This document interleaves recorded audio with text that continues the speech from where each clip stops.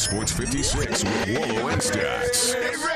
The first hour of Sports Time is brought to you by Lexus of Memphis. Here are your hosts, the voice of the Tigers, Dave Woloshin and Brett Stats Norsworthy.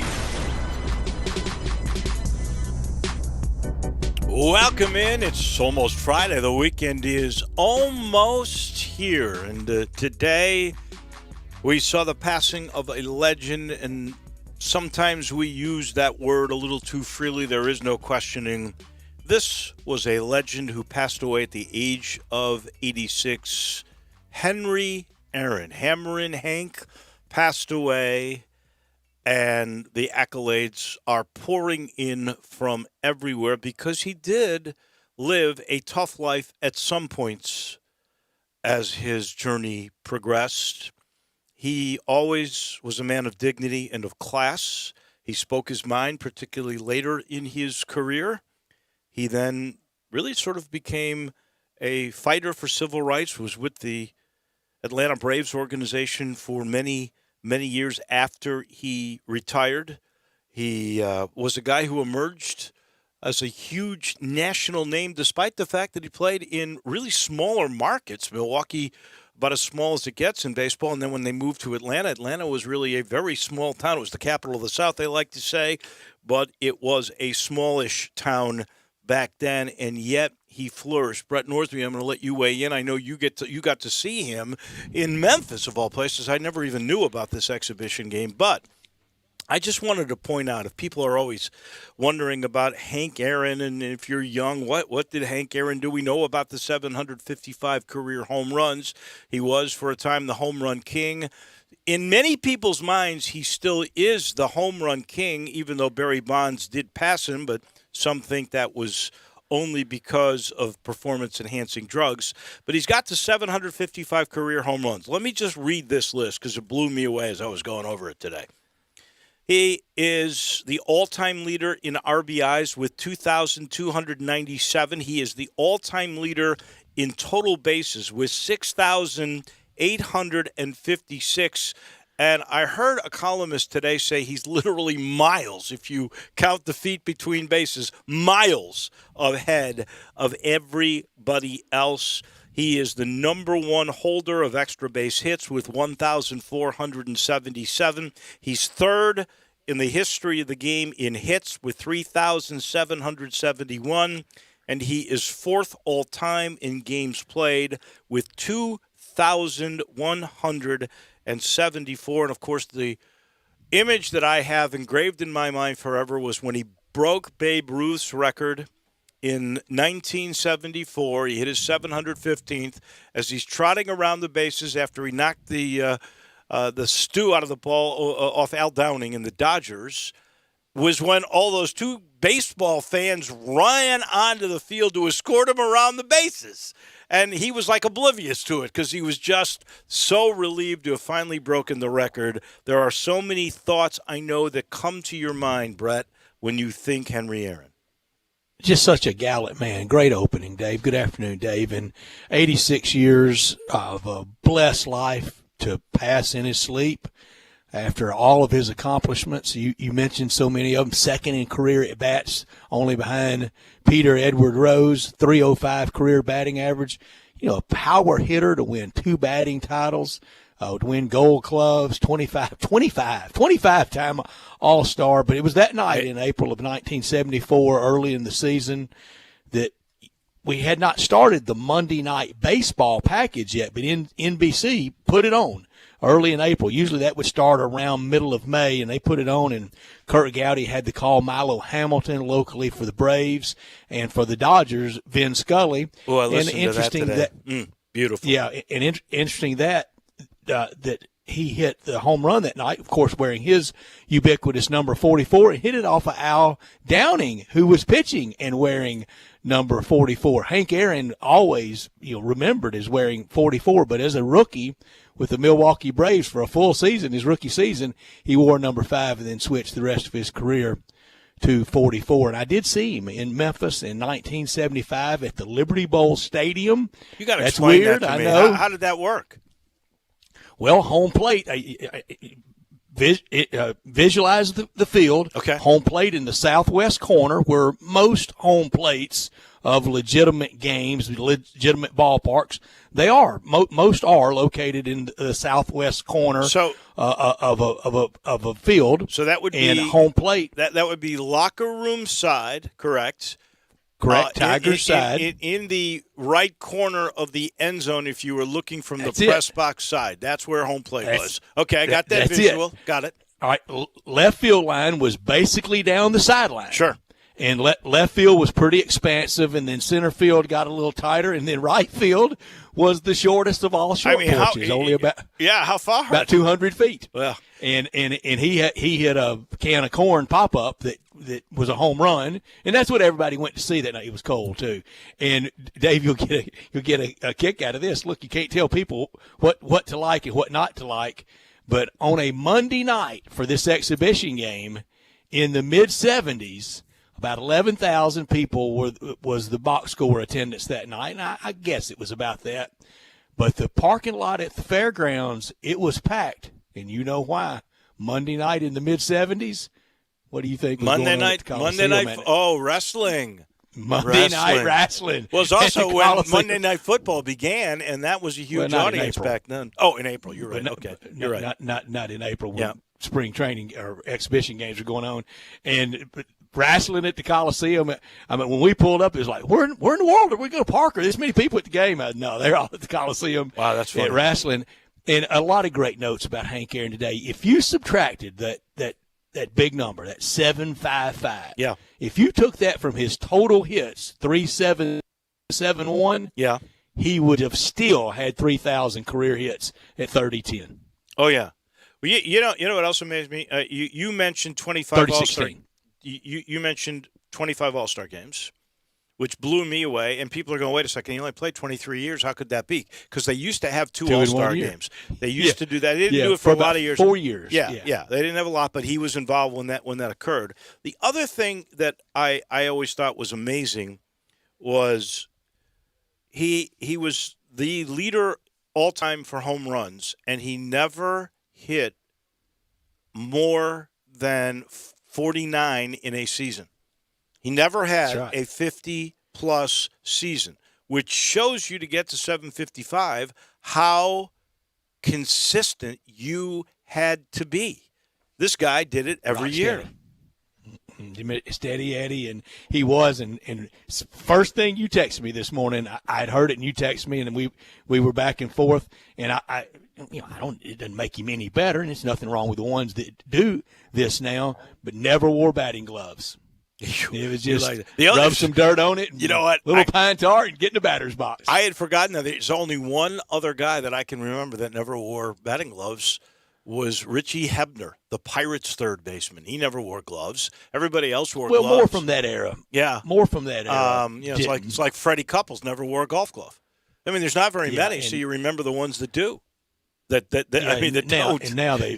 And now they really stand out. He was fourth all time in runs scored. Ricky Henderson 1, Ty Cobb 2, Barry Lamar Bonds 3, and I thought he was so dignified, forever and everything, but around the Bonds chase of getting near classy. 755, and he would not.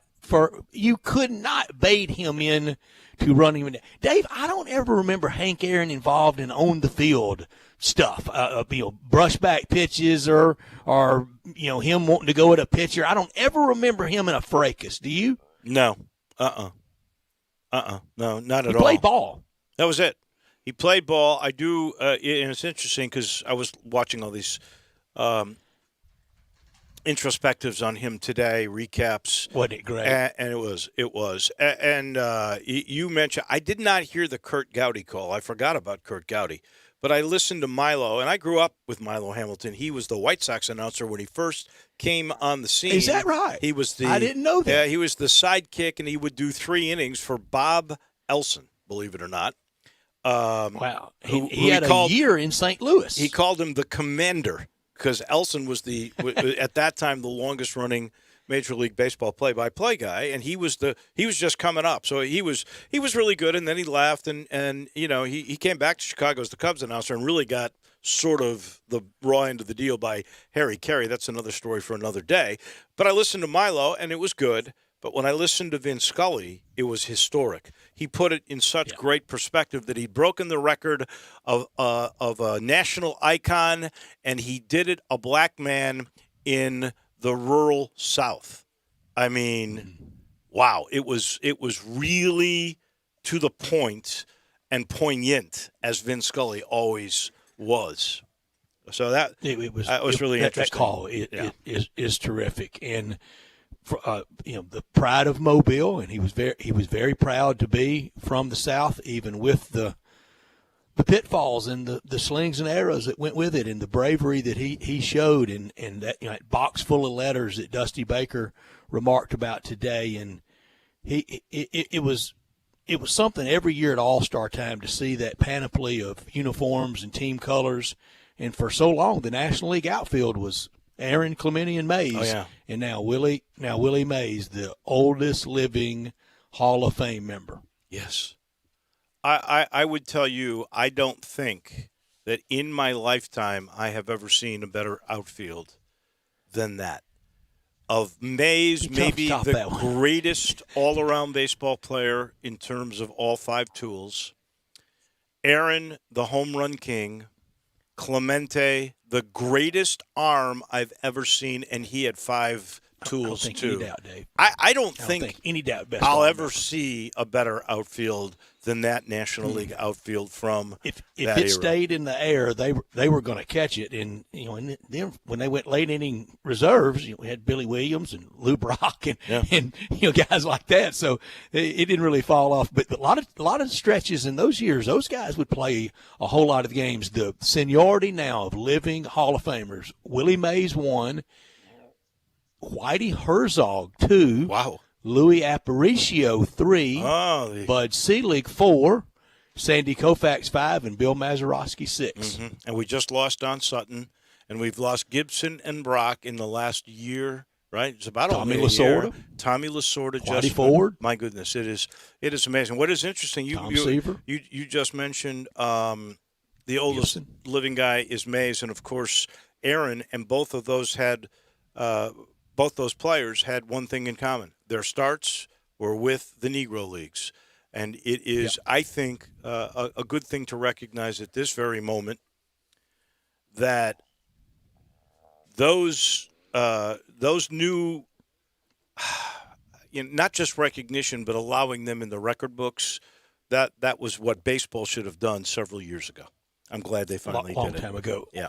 Our friend C.J. Hurth, that used to be with us now with Grind City Media, I gave him 2 books from my book collection. I gave him a book on the life and times of Satchel Paige, and one of the definitive baseball books that I've ever read. And the title of it was on the Negro Leagues, and the title of it was "Only the Ball Was White." And I gave those 2 to CJ, and I've got a Hank Aaron book that I texted CJ today, and I said, you're going to get the Hank Aaron book too, because they are must read, and it really brings you up to speed on just really what America plowed through, and when baseball was clearly, it wasn't even anything close that it was the America's pastime. No, what we really do need to do, honestly, is the closest connections I've really ever had to the Negro Leagues, besides having Buck Owens on when he was going through many, many years ago. Mm-hmm. But there were 2 Memphians that I know that were connected to the Memphis team. Bill Little, who unfortunately passed away, 5-10 years ago, somewhere in there, who was also the sports guy for the Tri-State Defender, and he would cover all the Tiger stuff. And he was an official in the SWAC. I want to say he was a bat boy or connected somehow. He may have had a cup of coffee later in after integration when the Negro Leagues were on the way out. And the other is Leonard Draper, who we know is a Tiger historian for basketball in particular, but he was also, I'm not sure what his involvement was, but he was with the Memphis team as well, or had connections somehow, some way. When remember during the pandemic, we had Leonard on it. Remember how great he was, regaling us with stories? And we have to get him on to talk a little bit about the Memphis Negro League franchise. That I think that would be really terrific. We should point out before we go any further, Drew is off today. So for the first time, at least with me, we have a different producer, and his name is Gabriel A. Kuhn, also known as Gabe Kuhn. But welcome aboard. I know we got a busy show today. We got Bruce Marshall coming up in a little bit. Jason Munns from the Commercial Appeal is 4. We are going to rate Brett and I, and we'll get Gabe to weigh in a little bit here on the National Football League, NFC, AFC top quarterbacks for this year, top 4, and the top. No, for the guys playing this weekend. For the 4 teams playing this weekend. I did not understand that because I got to be honest with you. I just did all 4 defenses for the year and all 4. So you'll do your playoffs. I'll do my regular because I went and I looked at every darn number all the way through. So that's what I did.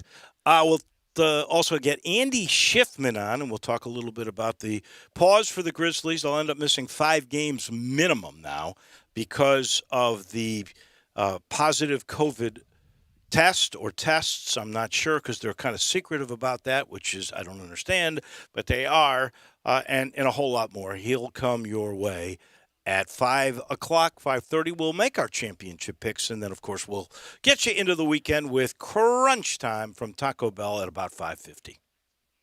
Football fans, this weekend, the perfect way to make the playoffs even more exciting for a championship weekend. It's called a same-game parlay bet, and they're only available on FanDuel Sportsbook. A same-game parlay bet lets you combine multiple bets from a single game for an even bigger win this weekend during the championship games. You can combine the money line, the over-under, player props, all in one parlay, and best of all, FanDuel is letting you place a same-game parlay bet risk-free. Free, all FanDuel customers. You get up to $10 back on your bet if you don't win. It's easy to register, easy to deposit, easy to find your bet. You can register in about 3 minutes. Fast withdrawals. When you win, FanDuel pays your winnings out in as little as 24 hours. It's the right thing to do. It's your money. You've won it. They're going to get it to you. Live betting, easy to place your bet fast during a game if you see a trend you like. If you haven't already, just download the FanDuel Sportsbook app and sign up to get started and use promo code CASH at sign up. That's promo code CASH. If you're a current customer, then you're all set. Go check out Same Game Parlays. Only available on FanDuel Sportsbook. Must be 21 or older and present in Tennessee. Refund issued as non-withdrawable site credit that expires in 7 days. Max refund, $10. Terms apply. See sportsbook.fanduel.com for details. For problem gambling support, call 1-800-889-9789. This hour of our show brought to you every day by the one and only Lexus dealership in Memphis, and that's Lexus of Memphis at 2600 Ridgeway and online at lexusofmemphis.com. 901-362-8833. Appointment not necessary, though. Lexus of Memphis offering the golden opportunity January. Start the New Year sales event. Great offers on the very few, and I mean ones and twos, of the 2020 models that remain. Always special lease options, but the 2021s, it's 2021, so they've taken over. Drive in luxury and confidence knowing that every new Lexus comes with complimentary first and second maintenance services. When you purchase a Lexus, you get top-of-the-line engineering and design that makes for the luxury driving experience. 901-362-8833. Online at lexusofmemphis.com. Experience amazing at Lexus of Memphis. Top story of the day. Well, it is obviously the passing of Henry Aaron, but also the Tigers with a win that I have this sense is symbolic of turning the corner. It appears we've got a rotation now. Still got to hit layups. Unbelievable numbers on the layups. They're 35% from layups last night, even with 5 dunks, which they were 5 for 5 on. But 7 of 20 trying to dunk the ball, and at 61% shooting threes. Huh? What? Yes, that happened. Cutting down turnovers, making layups, shortening this rotation, which we'll talk about a little bit later in the program. That win last night against a decent, better than decent, a pretty good, by the way, a net of 57, a decent Wichita State team that went into Ole Miss and Oxford and beat them. The kid that beat them, Etienne, was totally stymied by Lester Quinones. He had 1 field goal. He was 1 of 12. the Tiger defense was again brilliant. So the Tigers won big last night, and then today, Lance Thomas decided to enter the transfer portal. I said we were going to go over this rotation later, and we will. But I want to let you know that I have written in here 8 guys that I think should be a part of the rotation, and then I wrote 3 guys that would come in only if needed. One of those is Lance Thomas, and now he's taken himself out of being that sort of problem. I should point out, too, if you talk to any of the Tiger players, I believe even Lester Quinones tweeted this out, Lance Thomas is a really nice young man. He is a really good teammate. And I don't know if you'll remember this, Brett, but when Lance Thomas first transferred from Louisville to Memphis, I asked the voice of Louisville, Paul Rogers, you and I were on together. I think it might have been for one of the races. I'm not sure why we had him on. I asked him about Lance Thomas, and he said, well, the truth is I don't really know what kind of a player he is because he did not get very much playing time. But I will say this to you, he was really a good teammate because he was always encouraging and cheering.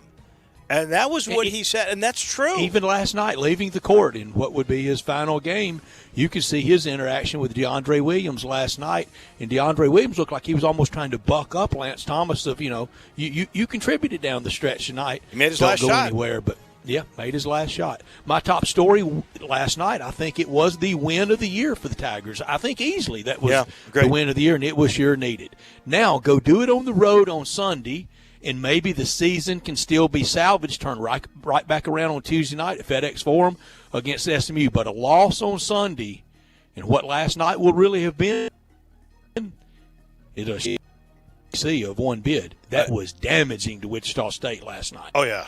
To lose by 20, I totally agree with that. I agree, too. I mean, you cannot go on the road. There are certain games you can lose on the road. I think Memphis has to win. Go back it up, like you do with all those birdies on the golf course. Back them up and win the cash. If Memphis wins every home game and only loses, say, at Houston, maybe a loss at Wichita State, that would be 20 wins all told, and that would go a long, long way. You cannot lose to a team like ECU, especially if their head coach is not going to be anywhere. Not top story of the day. Those are the numbers again with COVID. 337 new cases, friends, since we spoke.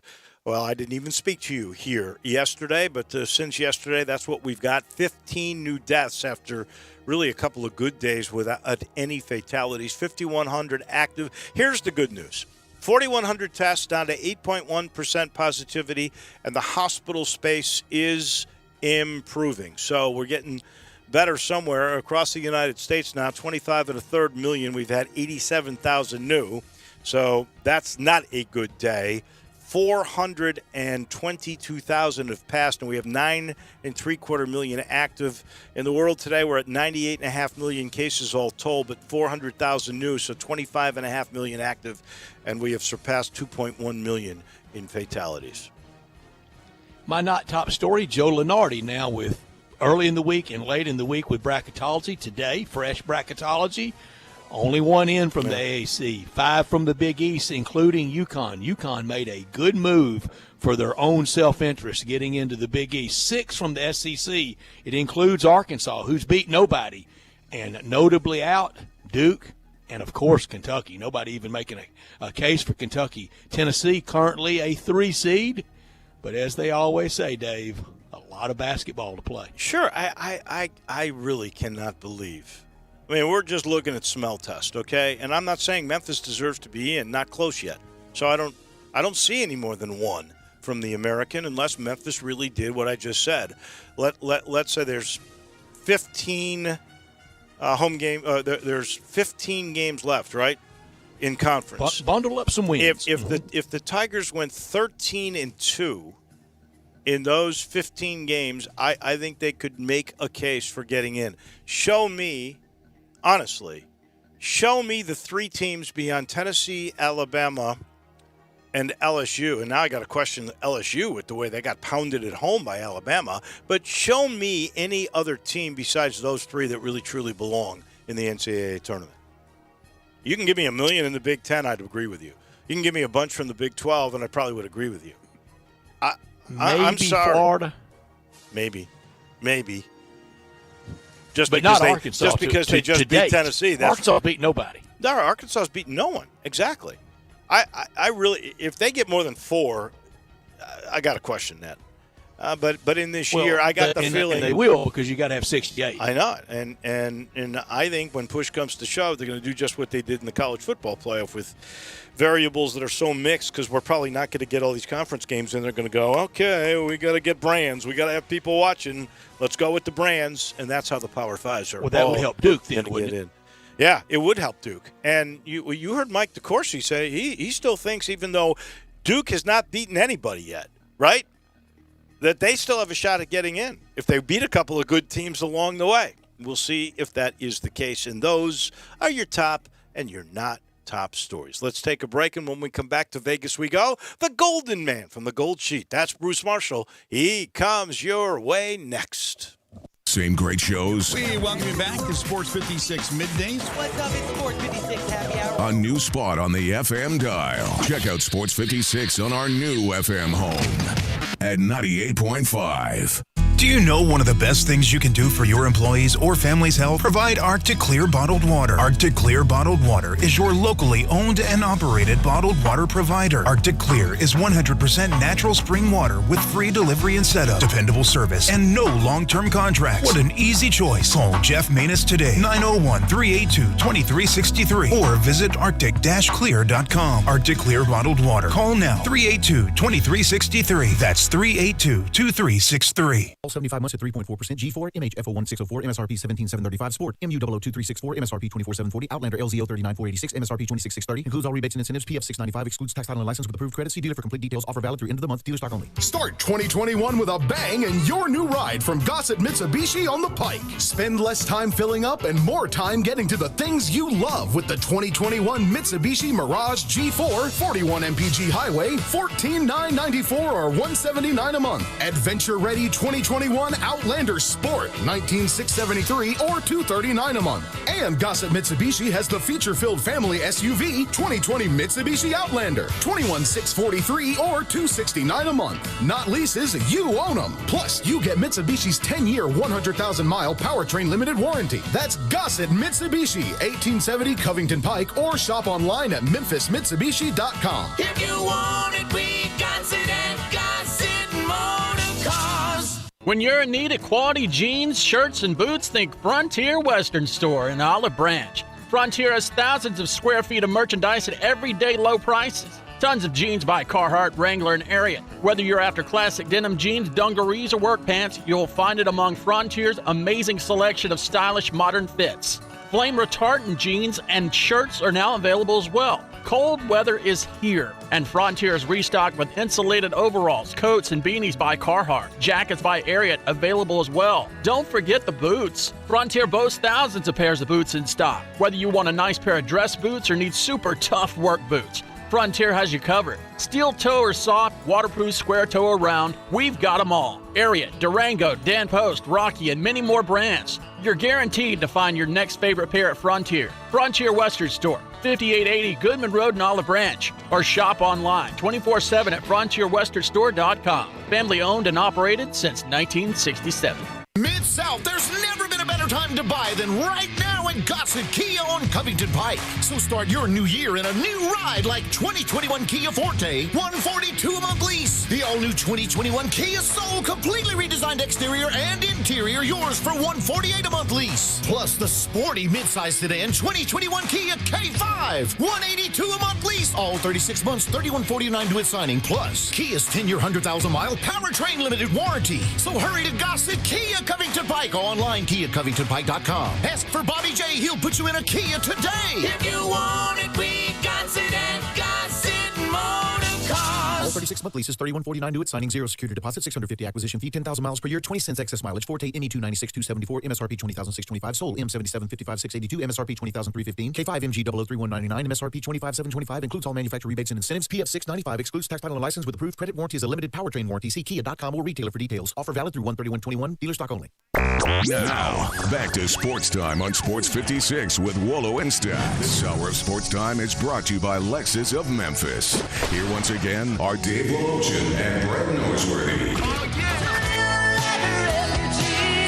Welcome back into the Family Leisure Studios. Hey, get the Family Leisure this weekend. You know where it is. It's on Whitten Road, just north of I-40, and you'll really love what you see when you walk in. They got play gyms in stock now that you can actually, and today and tomorrow, really nice days. Wouldn't it be great to have sent the kids out after virtual school and go on a play gym and let off some steam and give you a little bit of time to yourself in the house? You'd love that. They got them, and they got an early bird sale going on in those in-stock play gyms. Now, if you're looking for that pool, get it now. Reserve your installation spot. You get priority. You'll be the first one to have your pool installed in the spring, and you'll beat the summer price increases. You know they're going up. They always do. But you're locked in right now at the old 2020 price. If you get in now, same thing with spas. Hundreds of spas on order. Reserve yours now. Go see our good friends. See what they got cooking at Family Leisure at I-40 and Whitten Road. Bruce Marshall from the Gold Sheet's going to join us just momentarily. But I got to tell you, I don't know. Did you get this text from our friend Andy Schiffman, Brett, of him concerning? Oh, you'll love this. I'm gonna forward this to you. There is a picture of Henry Aaron, and I'm gonna guess an 8-year-old Andy Schiffman with big glasses and an Atlanta cap on, and Henry Aaron has his arm around Andy Schiffman. Can't wait to talk to him about that moment. Let's bring in our friend from the Gold Sheet. That is Bruce Marshall, who joins us every Friday for years. We always appreciate his insight. Give me your best moment that you can remember about Henry Aaron, our historian, Bruce Marshall. Go ahead. It actually involves Marty Brenneman. Really? Of all people. Yeah. The Reds announcer. Yeah. When he took over the Reds job in '74, he came in from Norfolk. And by the way, he took Al Michaels' place, a young Al Michaels, who moved to the Giants for '74 and was there '74 and '75, who got replaced by Lindsey Nelson eventually with the Giants, so for what that's worth. But anyway, his first game as the Reds announcer was opening day, April '74 at Riverfront Stadium. Now, if you remember, at the end of '73, Hank got really close to Babe Ruth. He was sitting on 713 at the end of the '73 season. So that was a great anticipation those few months that when is Aaron going to break or tie Babe and break it? So first inning, top of the first inning, first game of the season against the Reds. What does Hank do? He hits a homer in the top of the first inning. This is also the first half inning that Marty Brenneman has called a game as the Reds lead play-by-play man. Wow. And he looks over to Joe Nuxall, and he says to him, and his partner, he says, "Where do I go from here?" I mean, it's the first half inning, and Hank Aaron's just tied Babe Ruth's record. So anyway, that was sort of, I mean, there's a lot of stuff about Hank you could say, but that story always sort of sticks in my mind. Wow. You just said, this is proof positive that no matter how good you are, you've had bumps in the road. Did I hear you right when you say Al Michaels got bumped by Lindsey Nelson with the San Francisco Giants? Oh, he left on his own accord. Okay. Like he left the Reds. And actually, Lindsey might have come in a little. I think he came in 7. Al had left, I think, before then to the network job. But he had left Cincinnati to go to San Francisco for '74. But Al left on his own accord all those years. Okay. All right. Bruce, what would you most identify Lindsey Nelson as the voice of as? College football. Although he did it all. Tennessee. At Notre Dame. C.D. Chesley. Now, Mets fans will tell you the Mets because he was their announcer for the first 17 years. But no, college football and the Notre Dame, with the C.D. Chesley, which I think is worth a book sometime, and I might write it, how Notre Dame syndicated everything, and it was Castleman D. Chesley who put that whole thing together. But no, Lindsey and Notre Dame. But college football, I mean, my earliest memories in the early 60s of him calling games for CBS in the early 60s, and then he hopped over to NBC. He actually did the Rose Bowl a couple of years in the mid-60s. He left the Cotton Bowl and then came back to the Cotton Bowl. But that was the other thing. The Notre Dame games in the Cotton Bowl, he was the voice for a long time of the Cotton Bowl. Well, I'll be honest with you, Brett. I grew up listening to Lindsey Nelson as a kid. I never knew until I moved to the Memphis market and started listening to John Ward and learning the history of the way their broadcasts were put together, that Lindsey Nelson had been the voice of Tennessee, replaced by John Ward until then. So that Lindsey was he was a national guy, and you thought of him as CBS, or you thought of him as Notre Dame. And I don't know that John Ward did replace Lindsey. I think there was George, Mooney? So I think there was a guy in between them, Bruce, as voice of the Big Orange, between Lindsey Nelson and only for a year or two. I think between Lindsey Nelson and John Ward, there was a guy, because several years ago on Vol Calls, Dave, this guy retired and checked in like from Fiji. Well, I thought there was the guy that really started. I mean, John Ward started their network.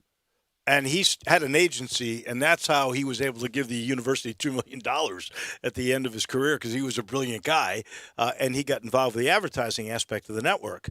But I thought there was a really big name that Lindsey Nelson actually had replaced when he came in. So there was somebody else. Maybe that was George Mooney, but there was somebody else that really was the first big name for the Volunteers in their network.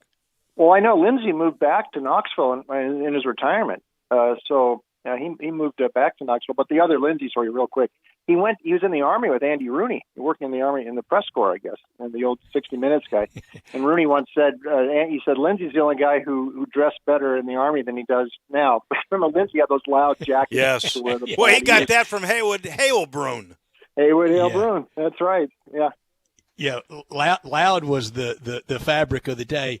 I'm telling you today, Bruce, celebrity passings, sport celebrity passings, today hit. When I saw the video of Hank Aaron's mom and dad out at home plate when he passed Babe Ruth, and his mom with a big grip mom hug, that got me today. Yeah, it did, and it's a lot. Baseball in particular has lost. It's like a field of dreams team here in the last 8 months. When you think of all the great baseball people that passed, we were just talking on the air the other week, after Lasorda passed, he was the oldest Hall of Famer at that point. And then it became, Willie Mays, I think, is the oldest living Hall of Famer now. And Hank, a couple of years younger than Willie, but we've lost too many of these guys. And I know now, I assume it's that way at Turner Field, what they now call Georgia State Stadium. But when they tore down Old Fulton County, that became the parking lot next to Turner Field, and they kept the fence portion of where Hank hit that 714 off Al Downing that Tom House caught in the bullpen. They kept that little section out there in the parking lot, and anytime I'd go there until the Braves moved to their new place, I'd have to go out and pay homage to the site of 714. They kept it there in the parking lot, little piece of the old fence at Fulton County. They kept in the parking lot.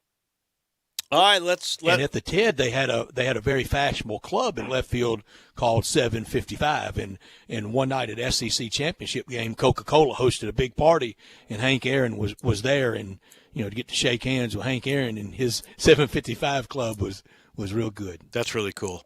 All right, let's shift gears a little bit here. Let's get to the NFC and the AFC championships. And I guess this question is impossible to answer, but what would the odds be of a player coming up now and getting to 14 conference championship games like Tom Brady? What would the Vegas odds on a player having that happen to him be?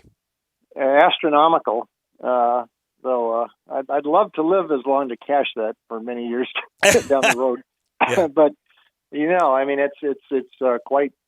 it's quite remarkable, and he's won 9 of these things in the past.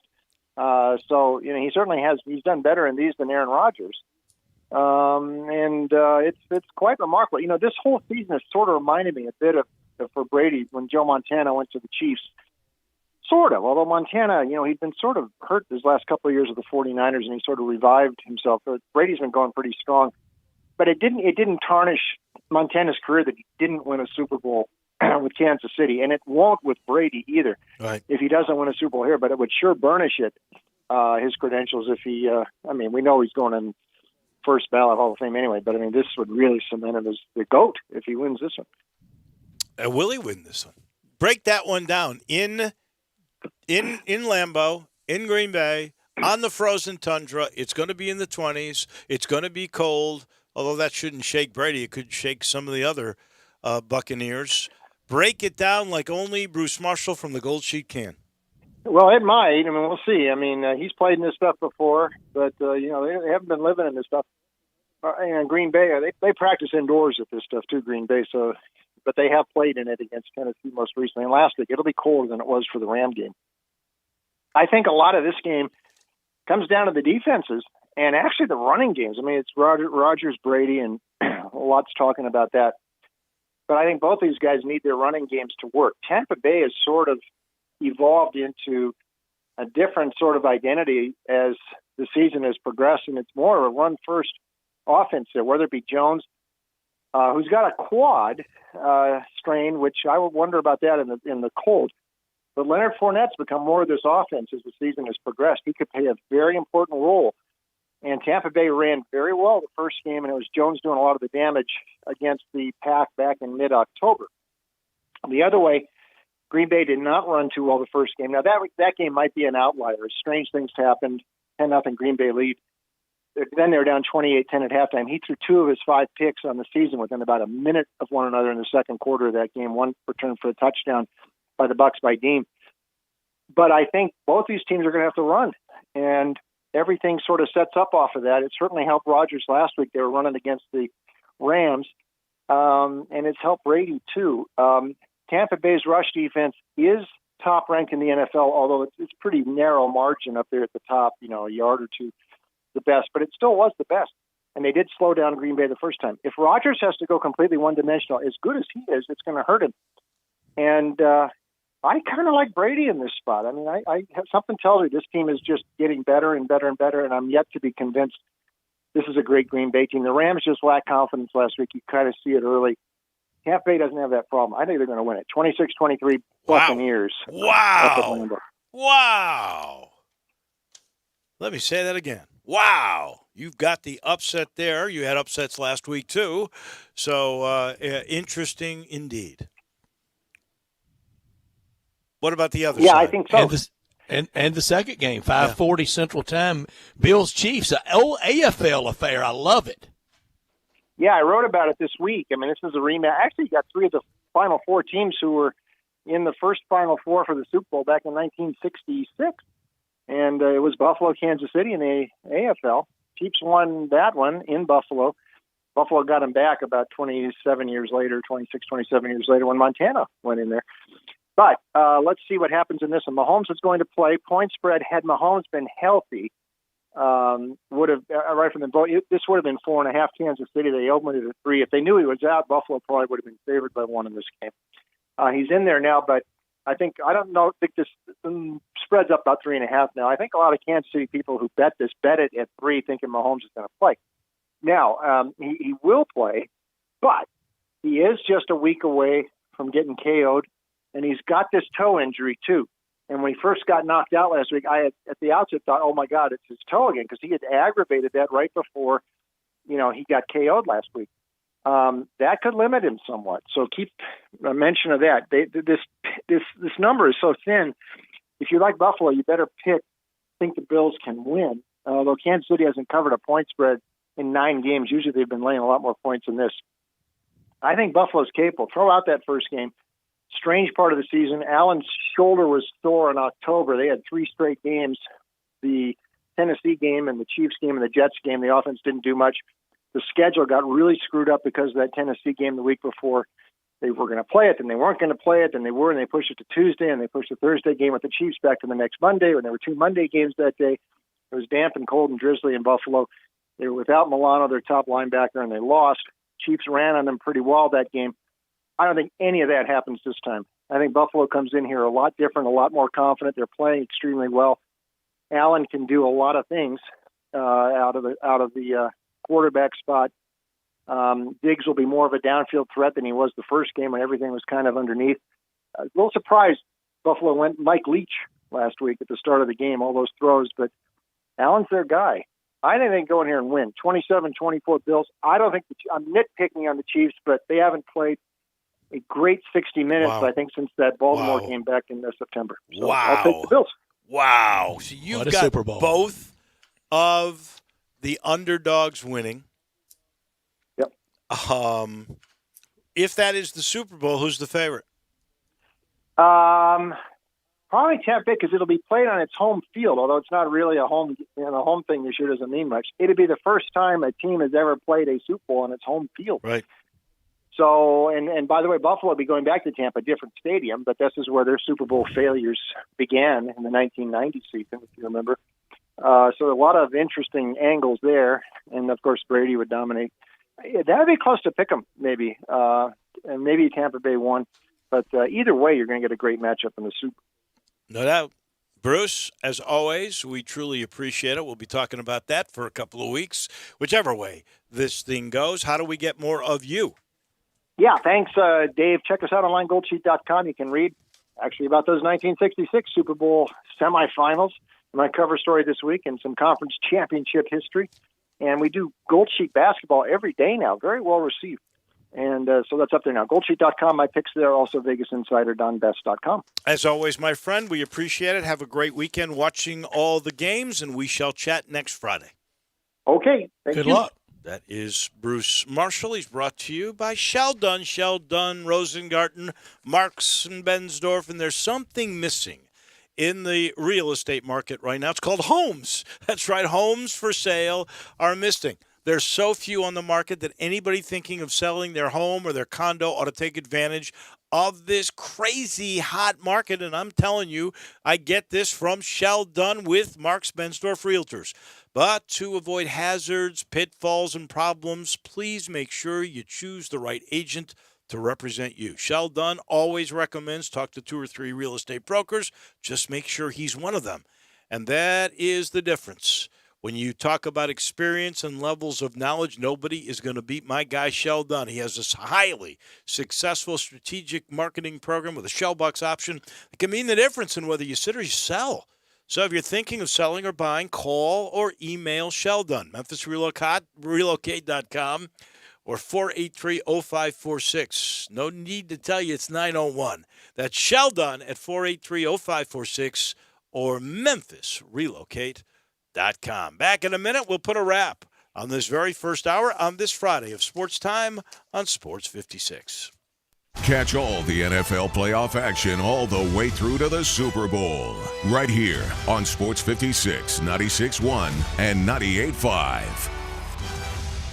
Do not wait for summer. Get your pool now during the early bird pool sale at Family Leisure through February the 7th. You can reserve your installation spot on your new pool purchase from Family Leisure. You know the prices like the temperature. They'll go up when it gets warmer, so you must reserve yours now. Family Leisure has hundreds of spas on order, so reserve yours now. The early bird pool sales happening now at Family Leisure, Whidden Road at I-40, where family and fun come together. Hi, this is Troy Fiveash, owner of Fiveash Roof Services. You've heard me talk about how we offer the best products, the best warranties, and the best services for years. Now let's talk about pricing. Pricing should never be the only reason you hire a contractor, but in today's world, pricing is always a consideration. So we suggest you get 2 or 3 estimates for your roof replacement from a reputable, licensed, and insured company, and then give us a call. If we can't beat your best price for a comparable roof system by more than $100, we'll give you $100. It's that simple. We are so sure we can offer you the best price, beating all other qualified companies. We will hand you $100 if we can't, and thank you for the opportunity. So give us a call. What's the worst thing that's going to happen? Make $100? Fiveash Roof Services, a proud supporter of Tiger Athletics and the official roofer of the Tigers home team. Fiveash Roof Services, fair, honest, and ethical. 367-0050 or memphisroofer.com. Fiveash Roofing is what we do. We're here for you.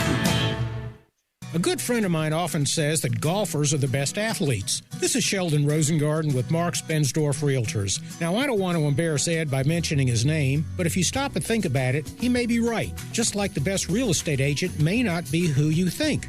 Like a left tackle in football, a golfer hits it hard off the tee. Like a sprinter, the golfer walks down the fairway to reach his ball. Then like a quarterback who wants to connect with a distant target, the golfer hits the ball again, and in my case, again and again and again. So if you or someone you know is thinking of selling a home, draft your team by interviewing the players. Find out who will block that offensive lineman from knocking your deal down, and find out about the Shellbucks option play. When interviewing, call or email me to find out why people often say, when you want the job done, call Shell Done. You can reach me at 483-0546 or memphisrelocate.com. That's 483-0546 or memphisrelocate.com. Do it now and don't fumble that ball. All 36-month leases, $31.49 due at signing, 0 security deposit, $650 acquisition fee, 10,000 miles per year, 20 cents excess mileage, Forte NE296-274, MSRP $20,625, sold M77-55-682, MSRP $20,315, K5 MG 003199, MSRP $25,725, includes all manufacturer rebates and incentives, PF $695, excludes tax title and license with approved credit, warranty is a limited powertrain warranty. See Kia.com or retailer for details. Offer valid through 1/31/21, dealer stock only. It's time to be happy with your new ride from Gossett Kia South Mount Moriah. Jeff's waiting for you with a 2021 Kia Forte, $142 a month lease. Redesigned 2021 Kia Soul, $148 a month lease. And 2021 Kia K5, $182 a month lease. All just 36 months, $31.49 due at signing. Plus, every Gossett Kia on Mount Moriah comes with Kia's 10-year, 100,000-mile powertrain limited warranty. So whether you live in Horn Lake, South Haven, Olive Branch, or Memphis, you'll be happy at Gossett Kia, 2680 Mount Moriah or KiaMountMoriah.com. If you want it, we got it at Gossett Motor Cars. Now, back to Sports Time on Sports 56 with Wolo and Stats. This hour of Sports Time is brought to you by Lexus of Memphis. Here once again are Dave Woloshin and Brad Norsworthy. We like to party. A little earlier when we were talking about the Tigers' win over Wichita State last night by 20, by the way. Biggest loss Wichita State's had in a long time. In fact, their season low this year was 62 points in I think that might have been to Tulsa. 52 is all they could get. Damn, Tigers played unbelievable defense. And both of us agreed, Brett, that we thought this was the Tigers' best win of the year against a good team, and the way they did it and overcoming all the blown layups and turnovers of the first half. And it all happened with this rotation. It's the same grouping that was out there when they came from behind to beat USF. So that rotation is Lomax, especially when he plays in control. Quinones. He was terrific last night. Yes, he was. Nolly, Williams, and believe it or not, Musa Cisse. And it was that connection, that communication between Lomax and Cisse on, 5 straight dunks that they got? They couldn't stop it. That really was where the Tigers separated themselves for good and really rolled to the victory. So I think those are the 5 guys that he probably needs to start on a regular basis. And then if I'm going to shorten this rotation, which every good team does at the end of the year. It just does. I would bring in DJ Jeffries first off the bench. My first guard off the bench is going to be Boogie Ellis. And then my big man off the bench, and we've seen what he can do, and he didn't last night because I don't know what the story was. He was one of those guys that was not really involved in trying to get past contact. And that's part of the reason for the missed layups, and that came from Penny, who said that our guys just aren't accustomed to contact. They try to avoid it, and DJ Jeffries can't do that, and Malcolm Dandridge can't do that. He didn't do that 2 games ago. But Dandridge would be my first guy the big guy off the bench to replace Cisse, and I would play those 8 guys, and I don't think I would make the rotation any bigger if I needed a guard, if there's any injuries. That would be Baugh. He would be the guy that unfortunately would be out of the rotation, but I'd bring him back. I had written Lance Thomas would be out of the rotation, but now he's transferring away. And then I would say to Jaden Hardaway, be ready in case something happens, but you're not going to play in every game, even though he did start last night for the second time this year. But those 3 would be out, and my 8 would be the starters Lomax, Quinones, Nolly, Williams, and Cisse with Boogie, DJ, and Dandridge off the bench. And that's an 8-man rotation that I think you could just about win out the rest of the year, with the exception of Houston. that's just a fact of life of college basketball. As you get into late January and February, you start tightening those rotations, and your proviso there if somebody got hurt, or if somebody was just really playing bad, and somebody in practice really excelled and got in that mix, well they could. And to win out, and the Tigers are just about faced with that. Look, the demo sale on barely driven Chevys, it's going on right now in Olive Branch at All-Star Chevy. The Traverse, Blazer, Equinox, Impalas, Malibus, they've been used only as loaners by the service department, like when you get your oil change or something, they let you use those, and they all have a warranty. You get thousands off the price. This may be the best month to get that new All-Star at All-Star Chevy. The new 2021, that's a New Year's resolution you should make. The new 3-row Traverse, thousands in Chevy cash back. Financing as low as $0. Right now, financing as low as $0 for 84 months on a new 2020 Trax, and over $2,000 cash back to you. That's a lot of real money. Remember, it's not Covington Pike, it's not Collierville, it's not South Haven, it's not Mount Moriah. It's got to be Olive Branch at All-Star Chevrolet, where they have one job: make sure you have more fun, get a great deal, and do it all in record time. Find new roads to All-Star Chevy, or go online at allstarautogroup.com. That is 1 hour in the books, ladies and gentlemen. When we come back, we'll chat more on the Tigers. We'll bring in the commercial appeal beat writer, does such a good job, Jason Muntz, coming your way. Yeah? What'd you say? I like yours, Coach Dave. I appreciate that. We'll see if Jason likes that. I would like it if I wasn't one of those guys going to the scoring table, but Jason Muntz is next. Stick around.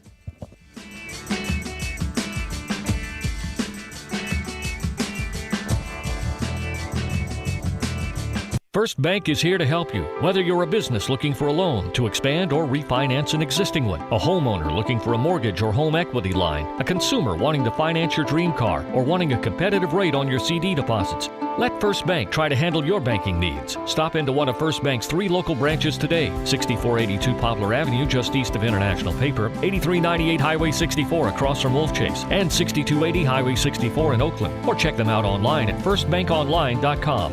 Member FDIC, Equal Housing Lender. All 36-month leases, $31.49 due at signing, 0 security deposit, $650 acquisition fee, 10,000 miles per year, 20 cents excess mileage, Forte ME296-274, MSRP 20,625, sold M77-55-682, MSRP 20,315, K5 MG 003-199, MSRP 25,725, includes all manufacturer rebates and incentives, PF 695, excludes tax title and license with approved credit, warranty is a limited powertrain warranty. See Kia.com or retailer for details. Offer valid through 1/31/21, dealer stock only. It's time to be happy with your new ride from Gossett Kia South Mount Moriah. Jeff's waiting for you with a 2021 Kia Forte, $142 a month lease. Redesigned 2021 Kia Soul, $148 a month lease. And 2021 Kia K5, $182 a month lease. All just 36 months, $31.49 due at signing. Plus, every Gossett Kia on Mount Moriah comes with Kia's 10-year, 100,000-mile powertrain limited warranty. So whether you live in Horn Lake, South Haven, Olive Branch, or Memphis, you'll be happy at Gossett Kia, 2680 Mount Moriah, or KiaMountMoriah.com. If you want it, we got it at Gossett Motor Cars. Sunday, it's the championship round of the NFL playoffs as we bring you a special doubleheader. Hi, this is Scott Graham. Join me and the rest of our Westwood One crew for all the action. First, Tom Brady duels Aaron Rodgers as the Bucs take on the Packers in the NFC title game.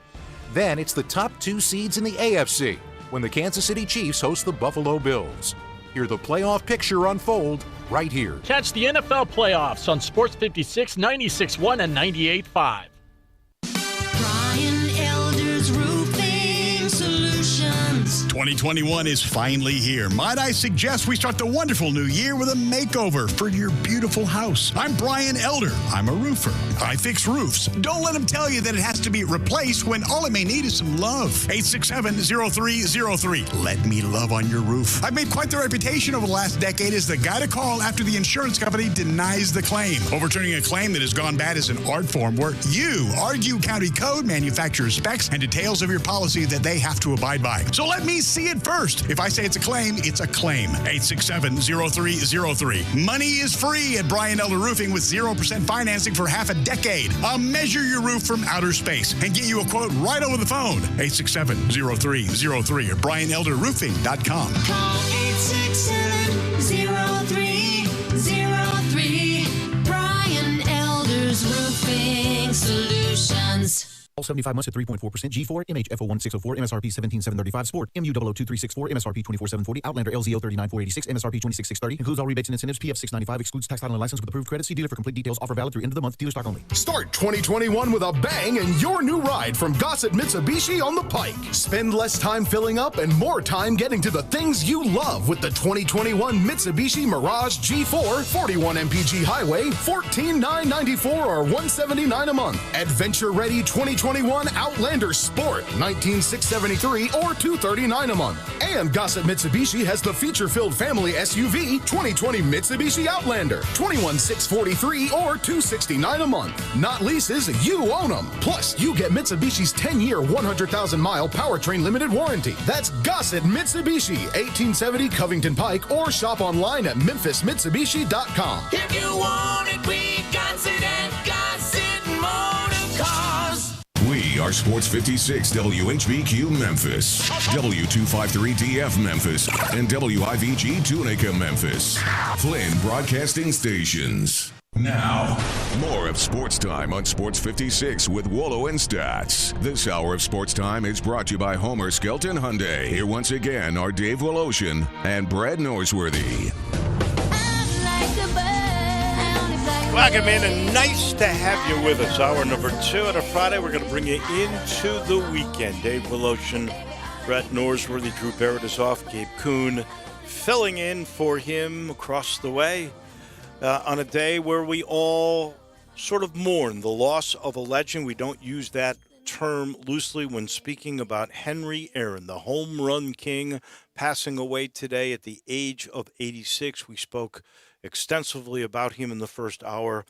The man who hit 755 career home runs, the gentleman that was a civil rights fighter. A guy came from smaller markets like Milwaukee, and then, of course, Atlanta when it was smaller, and stayed with the team for years after his retirement.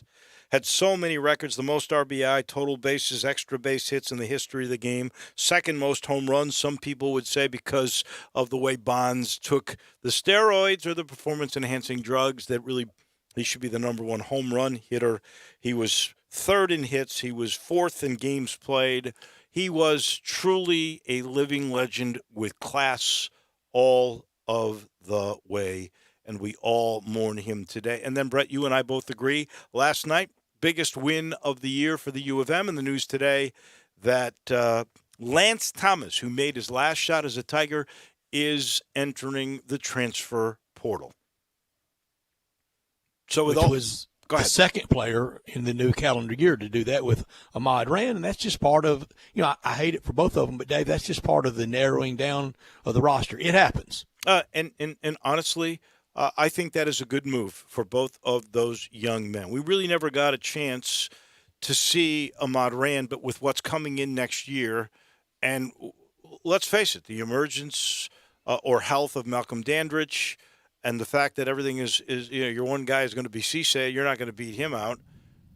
You hadn't even beaten Lance Thomas out yet, and you could still go back to the old school that you were thinking about going to in Oregon State. That was best for him, and I think for Lance Thomas, wherever he ends up, it'll be a better move for him, because we were just going over those rotations. He was going to be a man left out of the rotation. We could see the writing on the wall last night. And being such a good guy and such a good teammate, I'm glad. I hope he goes somewhere with immediate eligibility and gets a shot to really play, because he was not able to play at Louisville, and he was really not able to get over the hump here to prove himself to be a viable teammate. In the meantime, let's talk about those things with our friend Jason Munz from the Commercial Appeal, whose beat it is the U of M.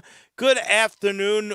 Both of us think that was the best win of the year by far last year. Would you concur, Jason? 100%, gentlemen. It was. It feels weird to say that, though, because that first half, like those first 10, 12 minutes, were arguably some of the ugliest basketball they've played all year. Brutal. I mean, and they've played some bad basketball this year, but that first 10 minutes, it looked like something that you'd struggled against Mississippi Valley State with that performance in those first 10, 12 minutes. And then, over the last 2 minutes and 20 seconds, with a chance to really kind of assert itself, missed all 6 of its last shots in the last 2+ minutes of the first half, and really sent Penny Hardaway off the floor in a huff, and up the tunnel in a huff. I don't know if you guys saw, but he did not look happy coming off that court. No. At halftime, and then it as Penny Hardaway said, it opened up in the second half, and boy, did it ever. It did, and the game did get off to a very ragged start, but from that point on, it was all Tigers. And I think against a representative, respectful, good opponent. I don't want to make Wichita State into Gonzaga, because what they did 2 different times to Tulsa, and what the Tigers have endured 2 different times to Tulsa. Jason, I was shocked the Tigers were favored, and they were favored for a reason. Don't doubt Vegas. Yeah. Yeah. I mean, yes, Wichita State is not a bad team. They're also not a good team. But the way Memphis has played, even in games, like against the likes of Tulane, I mean, they were up really, really big in that game, and then they let Tulane get right back into it. And it was a little dicey for a few minutes in the second half. And so, this was just the first time where, all season, where it was like, there is absolutely no doubt for an extended period of time who's the better team. And again, it was the first time we've seen that. That's kind of the thing, is like, we have to keep reminding ourselves that this is the first time we've seen that sort of performance this year, I guess, outside of the first game against St. Mary's. But it was a different team then. I mean, that was such a long time ago, and DeAndre Williams wasn't playing, and different things. So you do have to keep reminding yourself that this is the only time we've seen a performance like that, or one of the only times. So take it with a grain of salt. Let's see what they do Sunday against East Carolina. I think you can question Vegas when it comes to the U of M, because the Tigers have not done a good job with those lines. They are 2, now they're 3-9. They were 2-9 against the spread going into that game last night. So I could understand why anybody would be betting against whatever Vegas said when it came to the University of Memphis. But I agree with you. I think this was the turn-the-corner game, if indeed the Tigers shorten their rotation. And I just said, as we were going to the break before you, Jason, that if it were me, based on what I've seen, and we saw this at the end of USF, and we saw it really, the group that was out there when the Tigers pulled away last night from Wichita State, and that is a starting lineup of Lomax, Quinones, Nally, Williams, and Cisse. And then off the bench, I would start to shorten it. The first guard off the bench would be Boogie. This first big man, really the first guy off the bench, would be DJ Jeffries. And then my backup for Cisse would be Dandridge. And then if you needed anybody else, I had written down you'd bring in Baugh, you'd bring in Hardaway. I had Thomas, but now he is gone. What's your perception of that rotation, and if you would do it any different? I like all of that. If I was going to change one thing about it, it would be Baugh coming be the first guard off the bench. Baugh for Boogie? Yeah, that would be my only. If there was a difference, if there was a slight variation, that would be it. Because, and this is the reason why, I think Baugh's issues compared to Boogie's issues are they're easier to fix. I think Boogie, all you got to do is sort of rein Damian Baugh in. That's really, and if you can, then he is an effective player. He doesn't do enough to hurt you if you can just sort of rein him in. If you can get through to him, don't try to make the home run pass on every single play.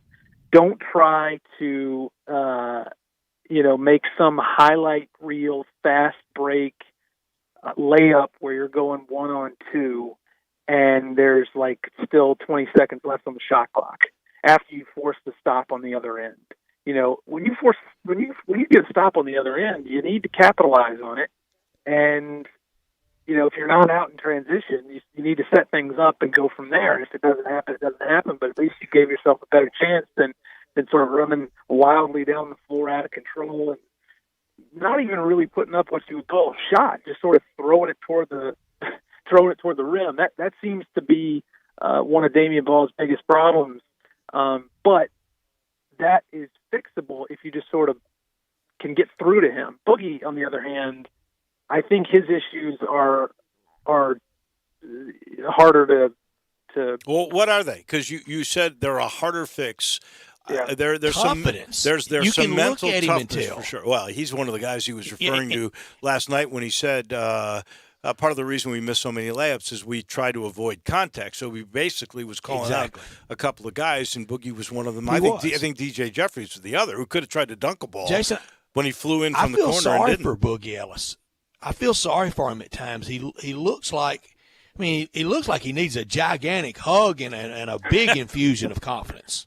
Yeah, I think that's part of it, certainly. There's a mental side of things, side to the whole thing for Boogie Ellis that just he's really struggling with. I mean, they've said it over and over and over again since he got here that if he could just, he tries too hard. Like, they said that he would sleep in the gym if they would let him.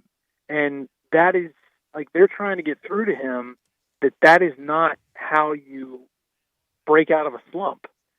Sometimes you need to step away. Sometimes you need to relax. Sometimes you need to let the game come to you, and they can't seem to get through to Boogie as far as that goes. And yeah, I mean, the other thing is, I think Boogie also makes bad decisions. Where I was talking about Damian making bad decisions with presses. Passing the ball and sometimes just out of control, going to the hoop. But he makes up for it, I think, better on the other end, on the defensive end. He gives you more on the defensive end than I think Boogie Ellis does. And Boogie is still doing the same thing. If he's not on, he really doesn't give you anything. Look at his assist numbers. Look at his defensive, the defensive side. Look at his rebounding. He just doesn't. If he is not hitting on all cylinders, what does he give you? And that would be the only reason I would say Damian Ball over because defense never goes into a slump, and you can't teach hustle the way that Damian Ball does, and for that reason, that's kind of where I'm at on that. And I think you're right. The defense, I believe, is number 12 in the country total defense. And what they did to that team last night, which averages 74 points a game, and in particular, destroyed them. Tyson Etienne is the second leading scorer in the American. He single-handedly went into Oxford, Mississippi, and burned the Ole Miss Rebels. I watched that game. I heard Eli talk about that game. Eli was amazed. He just couldn't be stopped. Lester Quinones knew him from the AAU scene in New York, and he was determined to take him out of his game. I think Penny even gave Lester a lot of credit on the postgame show, and so did Alo, by the way. But that was one heck of a performance. That team shot 8.7% from three-point range. They couldn't find the rim.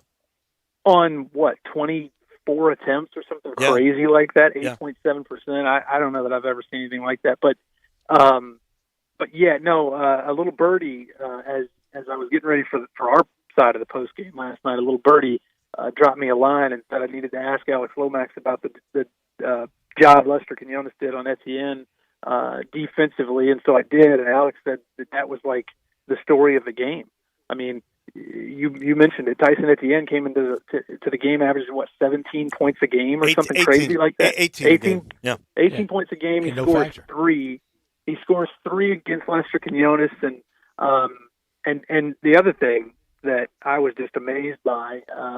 The new sports information director for the Tigers, Michael Schroeder, dropped this one on me last night.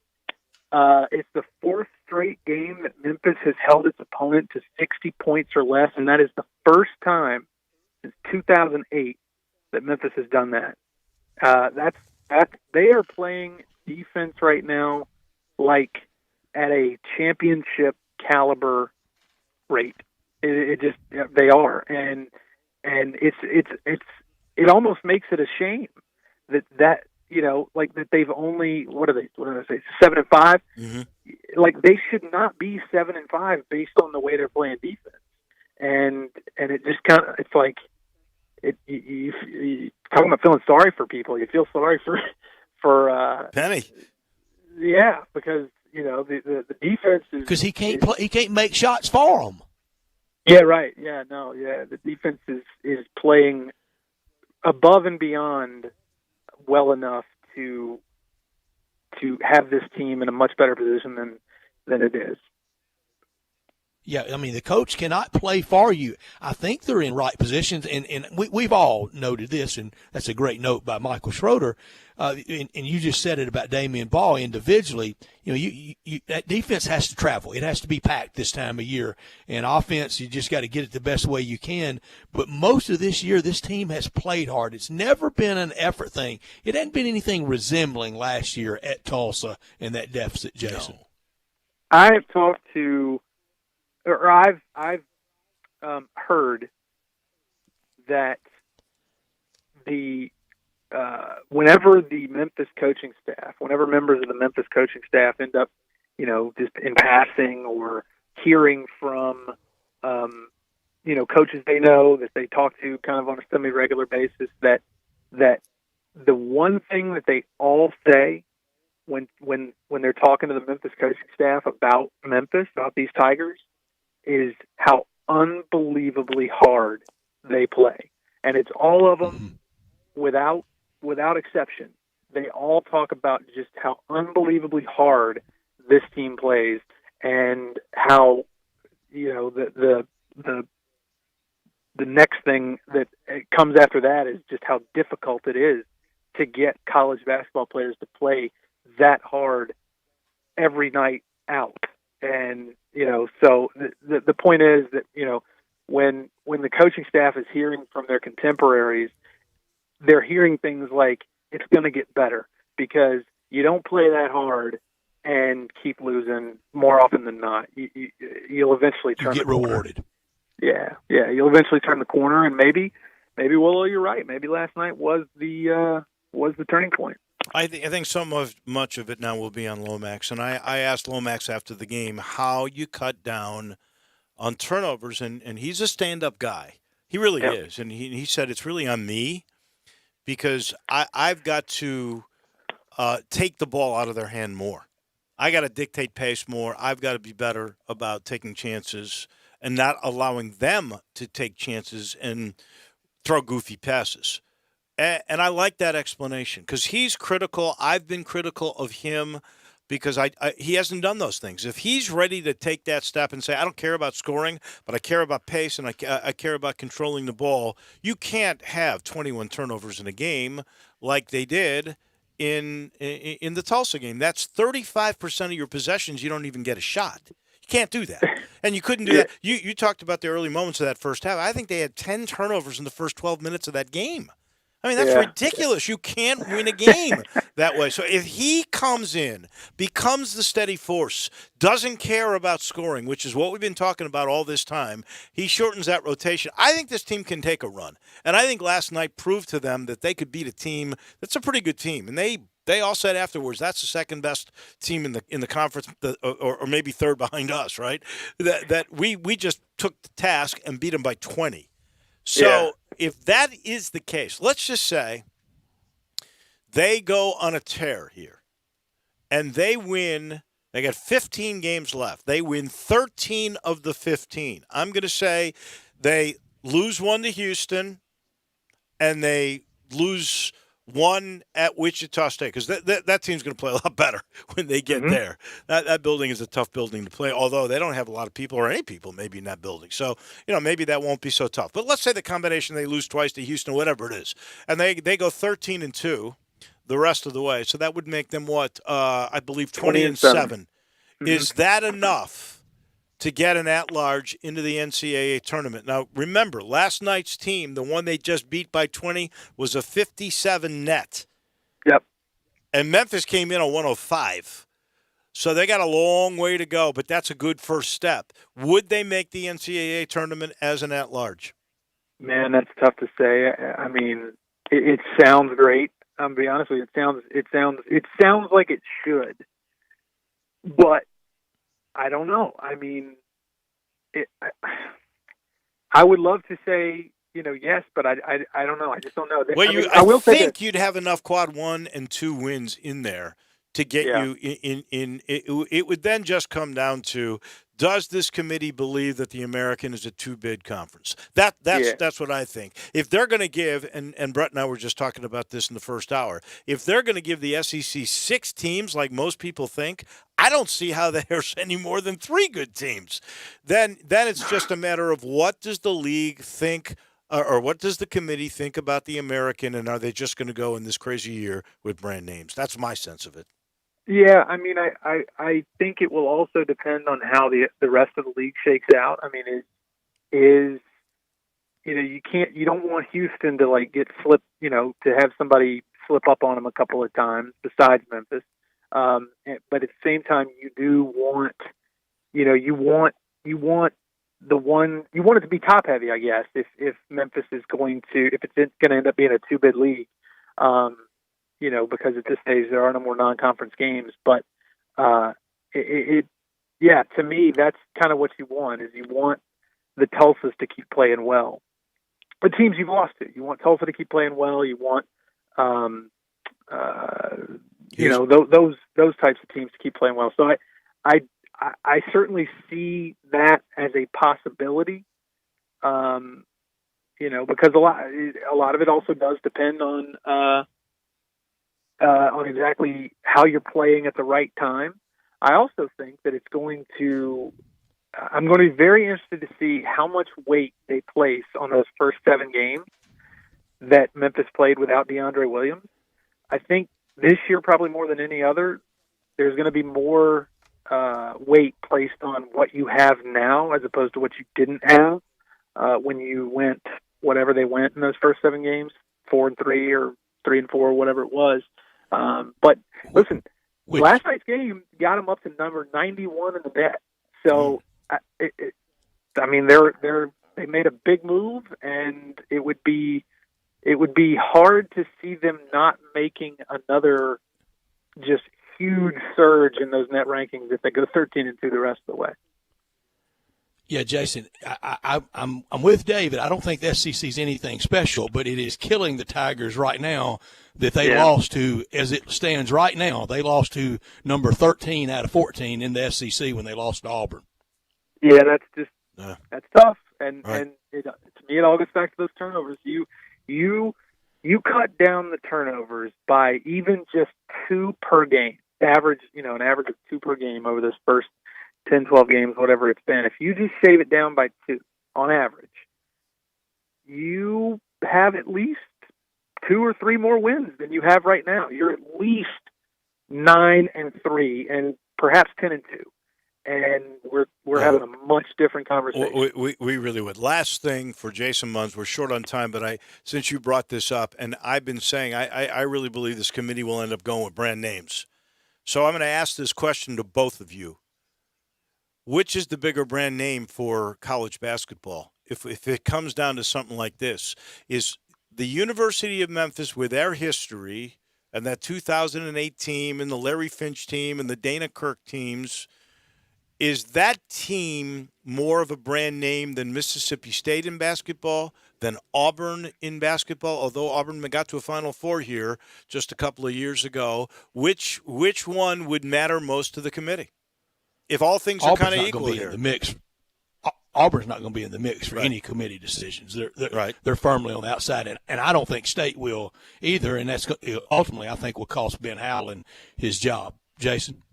Yeah, I mean, I certainly think Memphis is the right answer. I mean, we're talking. Let's not discount the name recognition of Penny Hardaway and the opportunity to have that, be presented on a national stage. I mean, if that matters, if they put emphasis on those sorts of things, on brand name, on name recognition, and on all that kind of stuff. I mean, listen, it's. I think right now Memphis is going to take that battle. Well, the only reason I say those two aren't going to be in the mix. Well, Arkansas will be in the mix, and Arkansas's brand name's bigger than Memphis's. It is. That's 4. Okay, so Tennessee and LSU and Alabama at this point, they're the best team in the league. I think they're in. They're in. I'm just saying. Okay, so Missouri, Florida, and Arkansas. Missouri. Well, Florida's won a couple of national championships of late, so that's probably a better brand name. Is Missouri a better brand name than the University of Memphis? If that's the 6th team, and the Americans trying to get one in? No, not in my mind. Not in my mind. No, I don't believe so. Not Missouri for sure. I just you gotta. To me, is it. Are we looking at the school name or are we looking at the conference name? Because, that's the SEC is what it is. Well, that's the fair question to ask. Because if they're going to get 6 teams in, is it going to come down to basically what we just said, brand names? And I think you could make the case. We know that the 3 at the top are going to get in. Is Missouri a bigger brand name? Mississippi State, is that a bigger brand name? Florida is. Obviously, Kentucky's not going to make it. Arkansas might not make it. State's not going to be in the mix. You can quit mentioning Mississippi State. They're not going to be in the mix for an at-large bid. Brett, at this moment, right now, they are ahead of a bunch of those teams that I mentioned. They're 4-3. So you've got them. If you're looking at 6 teams, you got to mention them. Because South Carolina's 1-2, Georgia's 2-4, A&M is 2-4, the Rebels are 2-4, Auburn's 2-5.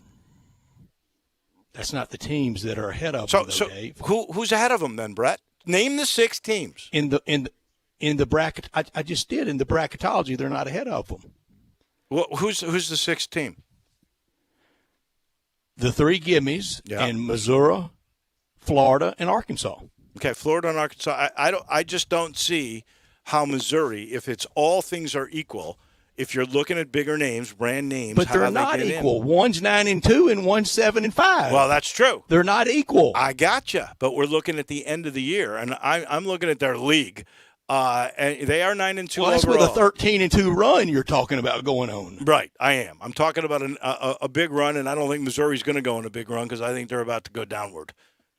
We'll see. Because their league is better. Well, that is true. There's no doubt. There is more comp. But there's 3 really good teams, and that's it in the SEC in my mind. Now, there's only one good team in the American.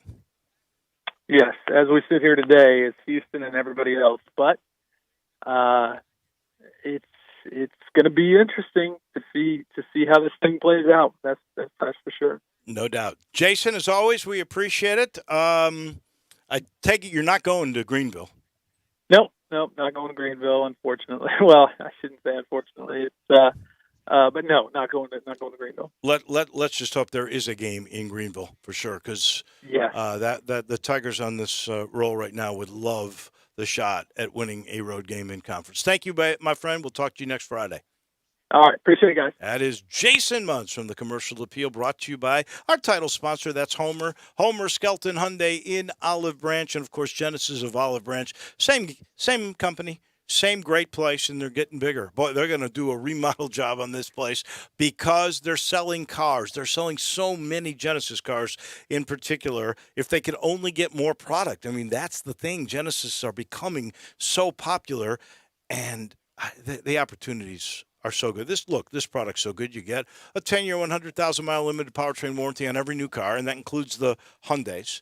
And then you're going to get, because they've raised the bar for service, you're going to get a 3-year, 36,000-mile maintenance package on every new Hyundai and every new Genesis car. And when it comes to Genesis, this is how good they are selling these cars whenever they get them in.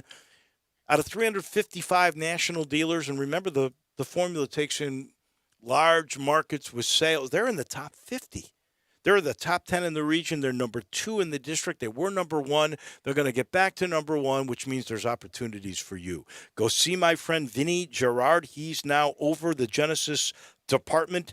His direct number is 662-890-6684. If you would like for them to bring a car to you, they will do that. That's how they've raised the bar. You'll love the G70. I've got another one, the best performance car I've ever had. It's just a pleasure to drive that car, the G80, the G90, and they can't keep in stock the van, but they've got a demo that you can test drive. You'll fall in love. I tell you, you'll fall in love with the whole operation if you go to Homer Skelton Hyundai or Genesis of Olive Branch. When we come back, we will rate offensive, the quarterbacks and the defenses, I guess, in the playoffs. That comes your way in a minute.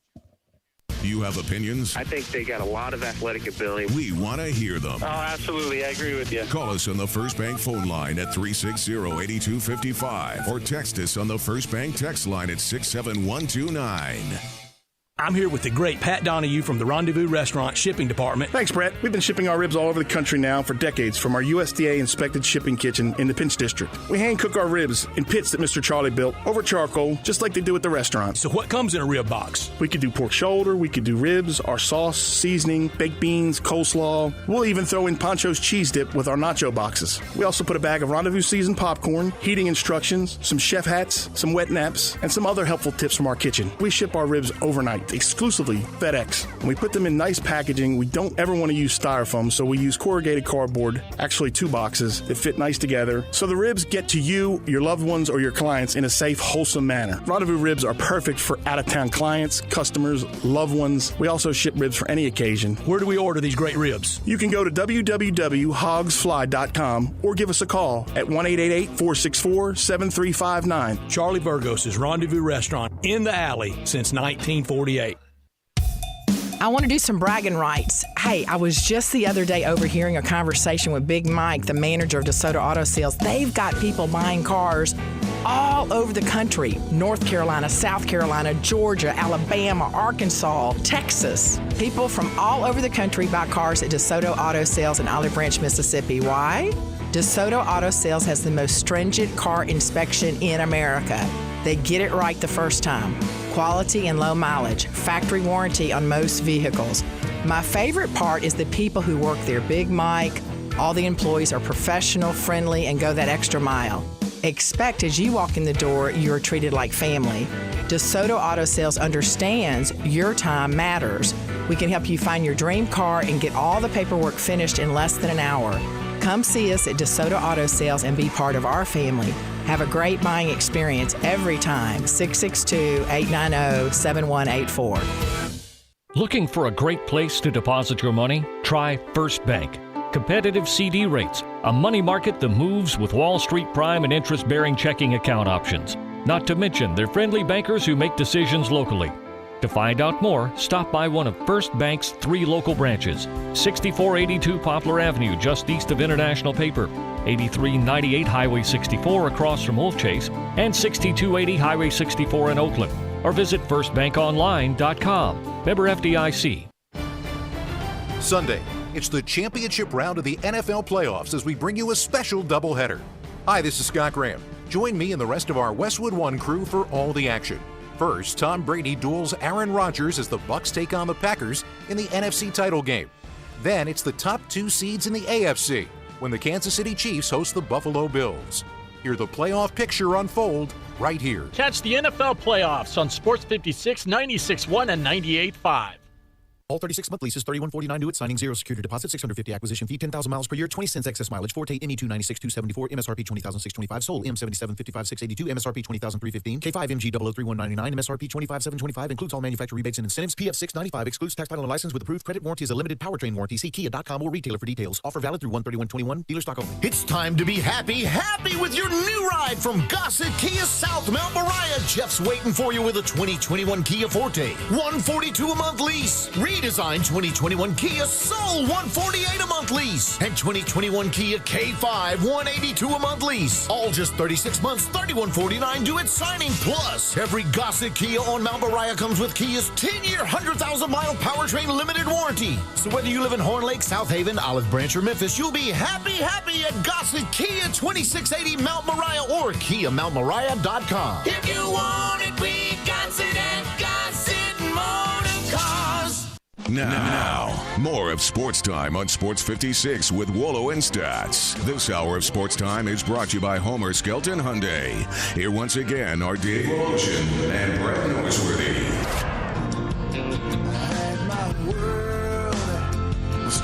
We're going to make a little assessment, a little rating here on the quarterbacks and the defenses for the playoffs this weekend. Coming out in a minute, I'll let you know this portion of the program brought to you by Grind City Brewing.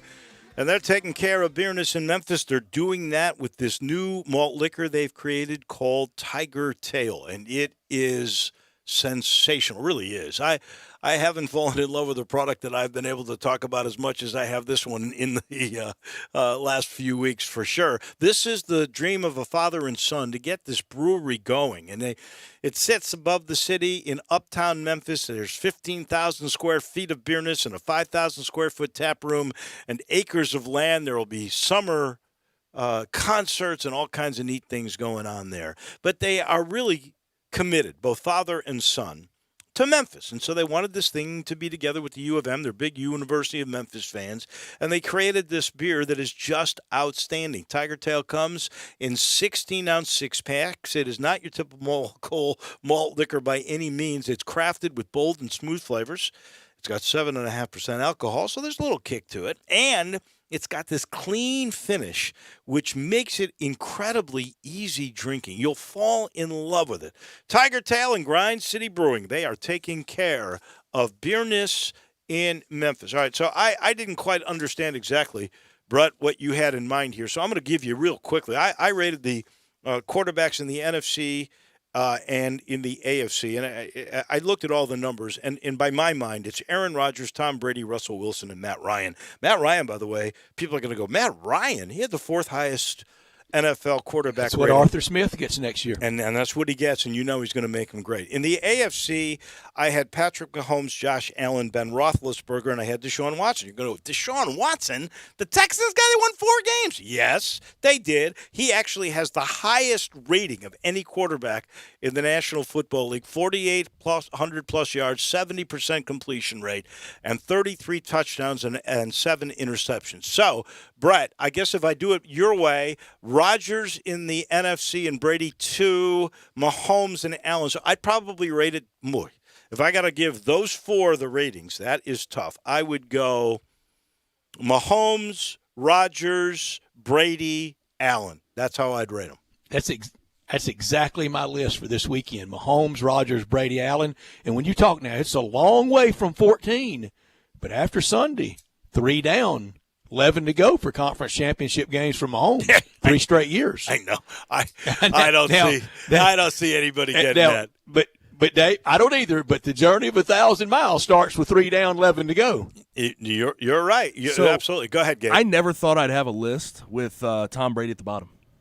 He's last in yours? Ever. I went Rodgers, Mahomes, Allen, Brady, just because I think the guys ahead of him, Gabe. The guys ahead of him just can do more off schedule. Tom Brady is a statue back there, and those guys are just good athletes and can do a lot more. He's a statue who threw. We're ranking for right now. But he's a statue who threw for 40 touchdowms this year. And had no 11 question. wins. No question. He's smart. He did. I mean, 40 at 40. He almost hit his age. He almost scored his age. Of all the guys that we just ranked, he's probably got the most sharp mind as far as quarterbacking goes. Rodgers is right up there with something him. On these defenses, except for some Kansas City guys, and I'm still going to say Ndamukong Suh, but I don't know if he's a difference maker anymore. JPP still is, and Devin White, and he had one incredible game last weekend at linebacker for the Bucs.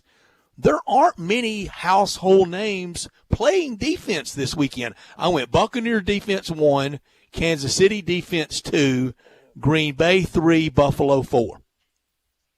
All right, so here's what I did. I went through every team defense, yards, points, rushing, everything. The Rams were the best in the NFC. San Francisco 2, Green Bay 3, Washington, believe it or not, 4. And then in the AFC, it's Pittsburgh, Baltimore, Indy, and Buffalo. So if I'm just looking, I would rate the 4 this way. I'd go Green Bay, Buffalo, Tampa, and Kansas City. That's how I would rate the Kansas City's clearly the worst. Kansas City 4. The worst defense in the of these teams. Chris still Jones, in the playoffs. Honey Badger. I don't know if I agree with that. And I have Bucks, Chiefs, Bills, then Packers. You have the Packers last? I have Packers dead last. Yes. They have some playmakers on defense, but they just don't really have an identity on defense. They only gave up 334 yards a game. Who's their playmaker? Who's their household name? I mean, They don't have when one. we think of Packer teams, yesteryear you could name 5 off of it. Even in the Brett Favre years, you would always start with Reggie White, maybe even Leroy Butler. I pretty quickly mentioned the Packers defense. Hardcore football fan doesn't know who those guys are. I'd say the only guy that I'd give a lot of credit to is Jair Alexander, their first-round pick from 2 years ago. I mean, he's quietly probably a top 10 corner, but no one knows about Jair Alexander. No. And the reason I have the Chiefs at 2 is they are, as far as playmaking goes, I think they have it made. You talk about Honey Badger and Daniel love Honey Sorensen, Badger. I love Honey Badger in particular. But if you just look at the numbers of points given up, yards that have been given up, rushing or passing, you got to take that into account. They get in those rat race games. And they do. Green Bay's got the best numbers of any of those, and Tampa is actually second. I did this, I swear, in not wittingly. I wasn't trying to trick y'all into anything, but it highlights, we're not in any defensive era. No. This is about scoring. You heard Bruce's scores for. Yeah. I mean, Dave used to. I mean, we'd rattle off those Packer defensive legends and those Cowboy defensive legends, and those Steelers, and heck, even on Joe Montana's 49ers teams, you had Ronnie Lott, Keena Turner, and Williamson in the secondary, and other cats. Years later, you had Dion. The Cowboys with Emmett and Troy, you had defensive stars everywhere. It's just not about defense now. And that's what I did. I tried to, with these rankings, it wasn't about, together stats, their rush and pass defense. It was about what can they limit you from doing. And I think the Bucks are most balanced. They can sort of take away part of your game plan, rushing and passing. And the Chiefs at 2, their pass defense is very, very good. And I think we've underrated them. It'll need to be. And it's so funny that you say that, Brett. My favorite childhood memory of football, of course, it's the Bears, right? When I'm 10 years old, the Bears win the championship. You know what the championship game was in frigid Wrigley Field? The Bears with Billy Wade, the old Vandy guy, against the legend Y.A. Tittle. Is it Bill or Billy? It's Billy. George, it's Billy. I kid. Only so many people are going to understand that little reference there. But the final score of that game was 14-10, and Benny McRae intercepts the football in the end zone in the closing moments of that game to win before the Super Bowl, the NFL championship. And that 14-10, those are the kinds of scores you would get in those days. 14-10, that'll be the end of the first quarter. Dave, I swear it was my original line. You know what 28 gets you now? It gets you beat by 3. Yeah. That is absolutely correct. We were talking household words. I'm going to throw some household words at you. Okay. Tamales, cheese plate, smoked chicken wings. Ooh, I know where you're going. Icebox pie. Oh, deviled that's the killer. eggs, Brunswick stew. You want me to starve you to death or keep going? That's the household. That's the household words. I of could the stop there on my way home. So you're not starving me, baby. Either place, the drive-through at the new Collierville Commissary, Houston, Levy, and Poplar, or the original in Germantown, Memphis-style barbecue, slow. That's the Walker Taylor specialty. And Walker also, he started the barbecue nachos. You can have all the raging debates you want about where they started. They started in the early 80s at the Germantown Commissary, the original. That Memphis-style food. Start that barbecue feast with the great appetizers like that cheese plate or the tamales. All of it so good, and you can get it for the weekend. You can get it for tonight. You can get it for game watching tomorrow afternoon, college basketball, Sunday with the Tigers and the football. 754-5540, online at commissarybarbecue.com. The drive-through at Houston, Levy, and Poplar, it makes it quick. Everything safe, everything contactless, everything conscientious of the times that we live in. Oh, he always was, but even more so now. At the Germantown and Collierville Commissary, Walker Taylor, he's done it the right way, and we appreciate it. We sure do. When we come back, I missed the story on Danny White yesterday. I got some thoughts about that. We will address the University of Tennessee athletic director in just 1 minute.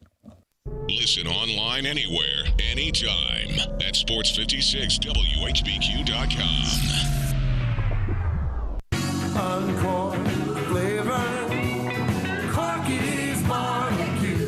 Corky's is your home for authentic Memphis barbecue. Our dining rooms are open, or stop by our speedy drive-thru. Order your party packs today, starting at only $5.99 per person. Brian Elder's Roofing Solutions. 2021 is finally here. Might I suggest we start the wonderful new year with a makeover for your beautiful house. I'm Brian Elder. I'm a roofer. I fix roofs. Don't let them tell you that it has to be replaced when all it may need is some love. 867-0303. Let me love on your roof. I've made quite the reputation over the last decade as the guy to call after the insurance company denies the claim. Overturning a claim that has gone bad is an art form where you argue county code, manufacturer specs, and details of your policy that they have to abide by. So let me see it first. If I say it's a claim, it's a claim. 867-0303. Money is free at Brian Elder Roofing with 0% financing for half a decade. I'll measure your roof from outer space and get you a quote right over the phone. 867-0303 or brianelderroofing.com. Call 867-0303. Brian Elder's Roofing Solutions. It's the Start Something New sales event on now at Gossett Chrysler Jeep Dodge Ram on the Pike, where you'll find 2020 Jeep Renegade Latitude 4-wheel drive, IIHS top safety pick, $19,688 or $245 a month. You ready to charge up in your new 2020 Dodge Charger? We Gossett at $24,990 or $325 a month. And get Ram tough in a 2020 Ram 1500 Tradesman Crew Cab 4x2, just $26,740 or $349 a month. So drive past the rest and come to the best at Gossett Chrysler Jeep Dodge Ram Fiat 1901 Covington Pike, or shop online anytime at GossettMotorCars.net. If you want it, we got it at Gossett Motor Cars. Almost finance through Chrysler, all 3,500 cash down, 75 months at 4.10% APR. Renegade LPMO 2132, MSRP 26,580. Charger LH 248,214, MSRP 32,860. Ram LS 156,730, MSRP 38,185. Includes all rebates and incentives. PS 695. Excludes tax and license with approved credit. See dealer for complete details. Offer valid through end of the month. Dealer stock only. Did you know nearly 40% of men under 40 and over 75% of men over the age of 40 experience sexual performance concerns? At the Memphis Men's Clinic, their experienced physician performs a comprehensive evaluation that determines which specific issues may interfere with your sexual performance. These issues can vary and range from anxiety to medical issues, low testosterone, or erectile dysfunction. The Memphis Men's Clinic has evaluated hundreds of men of all ages over the years and reestablished a normal sexual life. The Memphis Men's Clinic will work aggressively to resolve issues and allow you to restore your sexual health and overall well-being. That's the Memphis way. If you're 20 years old or 90 years old, come and get cared for the Memphis way. Treatment that's based on your specific needs after a professional clinical evaluation by their experienced board-certified physician. Call the Memphis Men's Clinic today at 901-443-0475 or visit memphismensclinic.com. Now, more of Sports Time on Sports 56 with Wolo and Stats. This hour of Sports Time is brought to you by Homer Skelton Hyundai. Here once again are Dave Woloshin and Brad Norsworthy.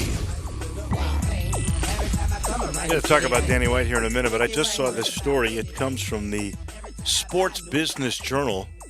And it's a bit stunning for me. NBC blockbuster is planning to shut down NBC Sports Network by the end of this 2021 year.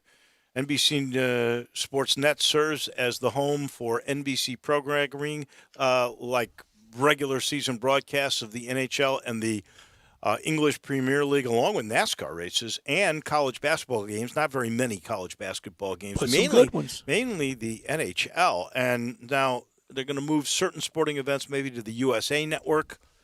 Even the fierce CBS Sports Net may pull. And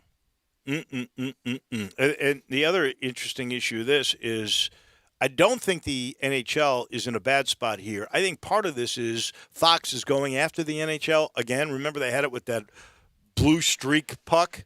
A little ahead of its time, wasn't it? It was. But so I think that is also part of the thinking is that you're going to lose the NHL. What is there really, for Premier League? You're going to try to keep a network going that way? So I get it. Now, if CBS Sports Net, at this point, CBS Sports Network gets the worst of the college basketball programming and the college football programming. So they're at the they get the product that ESPN says we don't want. Basically, that's how that works. So maybe that's why they would pull the plug. I'll be surprised if they all go away, but certainly this is the first one, and as a guy who loves sports, that's kind of sad to me. Me too. Yeah. More is always better. I know we're in agreement on this. I didn't even hear you yesterday, but I know you've been a Danny White fan for a long, long time. So a couple of quick thoughts on Danny White. One, I am really impressed with Tennessee Chancellor, and I think I'm pronouncing it right. It's Donde, right? Donde Plowman? I'm not certain, Dave. Okay. I'm not familiar with him. Well, she's the one that said, we are taking this seriously.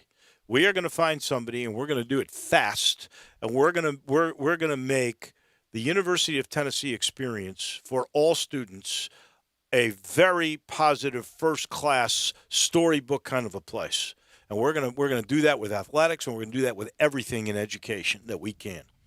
And we're going to find the right guy for this, and we're going to do it in a fast way. I was amazed at how quickly they identified Danny White and hired him. It almost had to have been Operation Warp Speed. They had their guy. It had to have been thought of and planned out before they finally pulled the plug on both Pruitt and Fulmer. There's no way you could get this done that quick. So I knew he was coming to the SEC. I just didn't know where. You remember, I thought Georgia when it opened, when Greg McGarity retired. You mentioned him with that. You had the right. You had the right guy, right league, wrong school. Yeah, and he's a sharp guy in Tennessee. I'm not going to say rock bottom, but they've had their troubles. No, by their own description, they have said they reached rock bottom with football. So that's fair. Well, one great thing about rock bottom, they'll climb back up. Yeah. I am so impressed. In the recognition of its bottom. Yeah, I'm impressed with they recognized it. They made swift, bold moves. They brought in clearly a guy who has been sensational. He's the guy that turned around Buffalo, and he hired that guy from a Division III school, and the guy is still there, and they're still winning like crazy. And they had a guy who's, was in the conversation for a Heisman Trophy this year, for goodness sake. And Danny White recognized him and moved him to Buffalo. And then he's the guy that saw Scott Frost. He's the one that replaced O'Leary with Scott Frost. Nate Oates at Buffalo. Oh, and Nate Oates at Buffalo, too. That's right. When it comes to basketball, I'm just talking football right now. And he identified Scott Frost as the next big thing, and sure enough, he was. And then when he left, he recognized Josh Heupel. And that one may be the same way. Now, I think they've taken a little bump here the last year and a half or two, but Heupel is still, if you look at his record, it is outstanding. And he's been great at hiring basketball coaches just like he is with football coaches. So they acted quickly, Guy's making a bunch of money, $1.8 million with the ability to make 2.1 with some easy-to-get bonuses, and He'll that's get there. almost double what he was making at UCF. And here's what impressed me the most, too. You talk about commitment. They decided to make this move right now. To do that, they had to pay $2.5 million. That's the buyout for Danny White from UCF. If they waited until May, in other words, when this basketball season is over, they didn't have to pay a penny. They decided to pay the $2.5 million now because the chancellor said we're going to end up making a lot more money in the long run because we make this move right now. What's $2.5 million? Huh? What? Outstanding. That is forward thinking, and, True. and I think it really is. Now, here's what I hope. Danny White, you're the guy that was complaining about how those group of 5 teams deserve a chance. You're going to be Deserve a Power chance. 5 Home and guy home. now. Home and not just play. home. How about the Tigers, Danny White? We had a Sign it. traditional home and home. Come on, Danny White. And that's 2 hours in the books. This final portion brought to you by Conway. Conway Services, heating, cooling, plumbing, electric, and, of course, free furnaces. That's what happens in January. John knows. Slow month. Warehouse is full. Crews, well, they're slow. So how do you spark business? How about giving away a Carrier 80% gas furnace for free if you buy a standard Carrier air conditioning system? He does that every year. Purchase a Carrier air conditioning system in the month of January from Conway. You will get a gas furnace absolutely free, but there's more. John says, I'll give you an April air cleaner. Free. A 10-year parts warranty, no charge, a free Nest thermostat. Those are expensive, by the way. You add them all up, that's over $2,000 in savings. And how about financing? How about as low as $139 a month or 12 months interest-free? Everybody can do this. All you got to do is make the call, 384-3511. You know, with Conway, you're going to get the award-winning service every time, too. 384-3511. Call Conway. Conway Services. Heating, cooling, plumbing, electric, and free furnace January. Back in just a minute. Our agent in Chicago is standing by. Andy Schiffman comes your way right around the corner.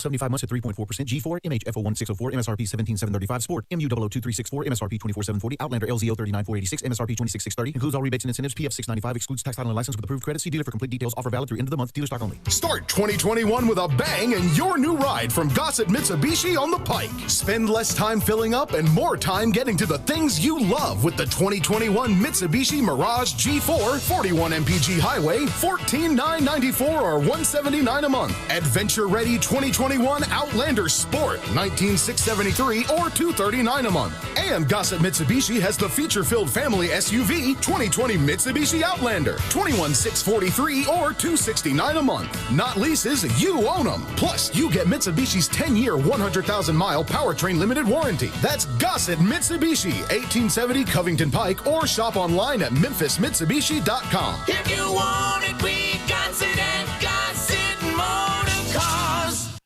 Hi, this is Troy 5 owner of 5 Roof Services. You've heard me talk about how we offer the best products, the best warranties, and the best services for years. Now let's talk about pricing. Pricing should never be the only reason you hire a contractor, but in today's world, pricing is always a consideration. So we suggest you get 2 or 3 estimates for your roof replacement from a reputable, licensed, and insured company, and then give us a call. If we can't beat your best price for a comparable roof system by more than $100, we'll give you $100. It's that simple. We are so sure we can offer you the best price, beating all other qualified companies. We will hand you $100 if we can't, and thank you for the opportunity. So give us a call. What's the worst thing that's going to happen? Make $100? 5 Roof Services, a proud supporter of Tiger Athletics and the official roofer of the Tigers home team. 5 Roof Services, fair, honest, and ethical. 367-0050 or memphisroofer.com. 5 Roofing is what we do. We're here for you. I love the real estate business. This is Sheldon Rosengarten with Marks Bensdorf Realtors. I've been selling real estate a long time. What I love is having people ask me how some houses sell so quickly and others sit. That's an easy answer. Any agent can sit and tell you what you want to hear. I tell you what you need to know. I give you options and alternatives. I'm a firm believer in preparation, presentation, and proper pricing. We discuss that and my unique Shell Bucks option. Beating your competition down the street or around the corner is the name of the game. So if you or someone you know is thinking of selling, talk to 2 to 3 real estate agents and make sure that I am one of them. Find out why my strategic marketing program with the Shell Bucks option can mean the difference in whether you sit or sell. You'll find out why people often say when you want the job done, call Shell Done. You can reach me at 483-0546 or memphisrelocate.com. That's Shell Done Rosengarten.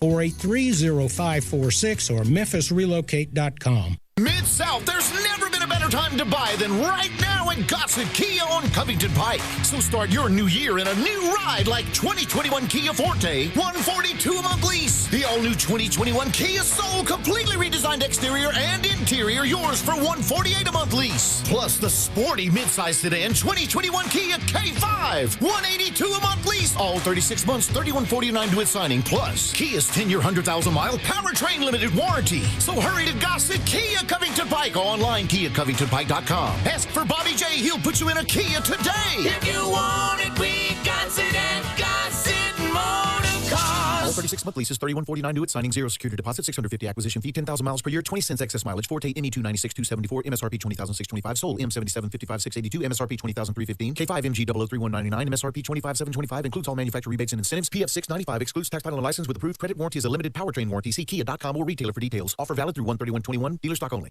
It's time, Memphis!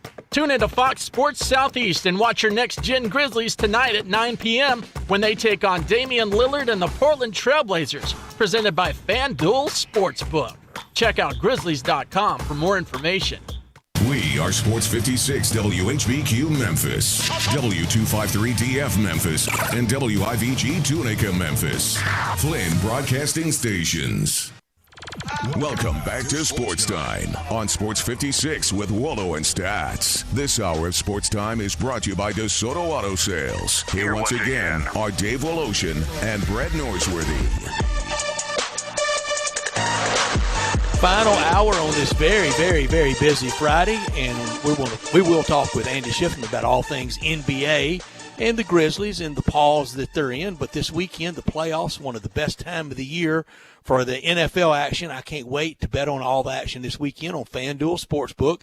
And if you've never tried FanDuel, this weekend's the perfect time to give it a shot, because right now new users get an exclusive 25-1 odds boost on any team to win in this championship game weekend. That's right, 25-1 odds on any team, any playoff game this weekend. So don't miss out on this exclusive offer from FanDuel. All season long, we've had fun with our FanDuel app. It's easy to register, easy to deposit, easy to find your bet. Every day, some big odds boosts and specials. And on the weekend, they really throw them at you. And the player props, the futures, find whatever bet you're looking for. As FanDuel, they have a lot of options. Just download the FanDuel Sportsbook app and use promo code CASH so they know we sent you. That's FanDuel Sportsbook.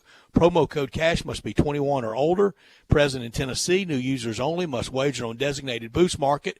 Deposit required. Max bonus $125. See full terms at sportsbook.fanduel.com. For problem gambling support, call 1-800-889-9789. This hour brought to you every day by DeSoto Auto Sales on Goodman Road at 5704 Goodman Road. Very proud to serve DeSoto County and the surrounding area. Go online and check out the referrals and look at all the beautiful cars at DeSotoAutoSales.com. Every make, every model, no shortcuts taken at DeSoto Auto Sales.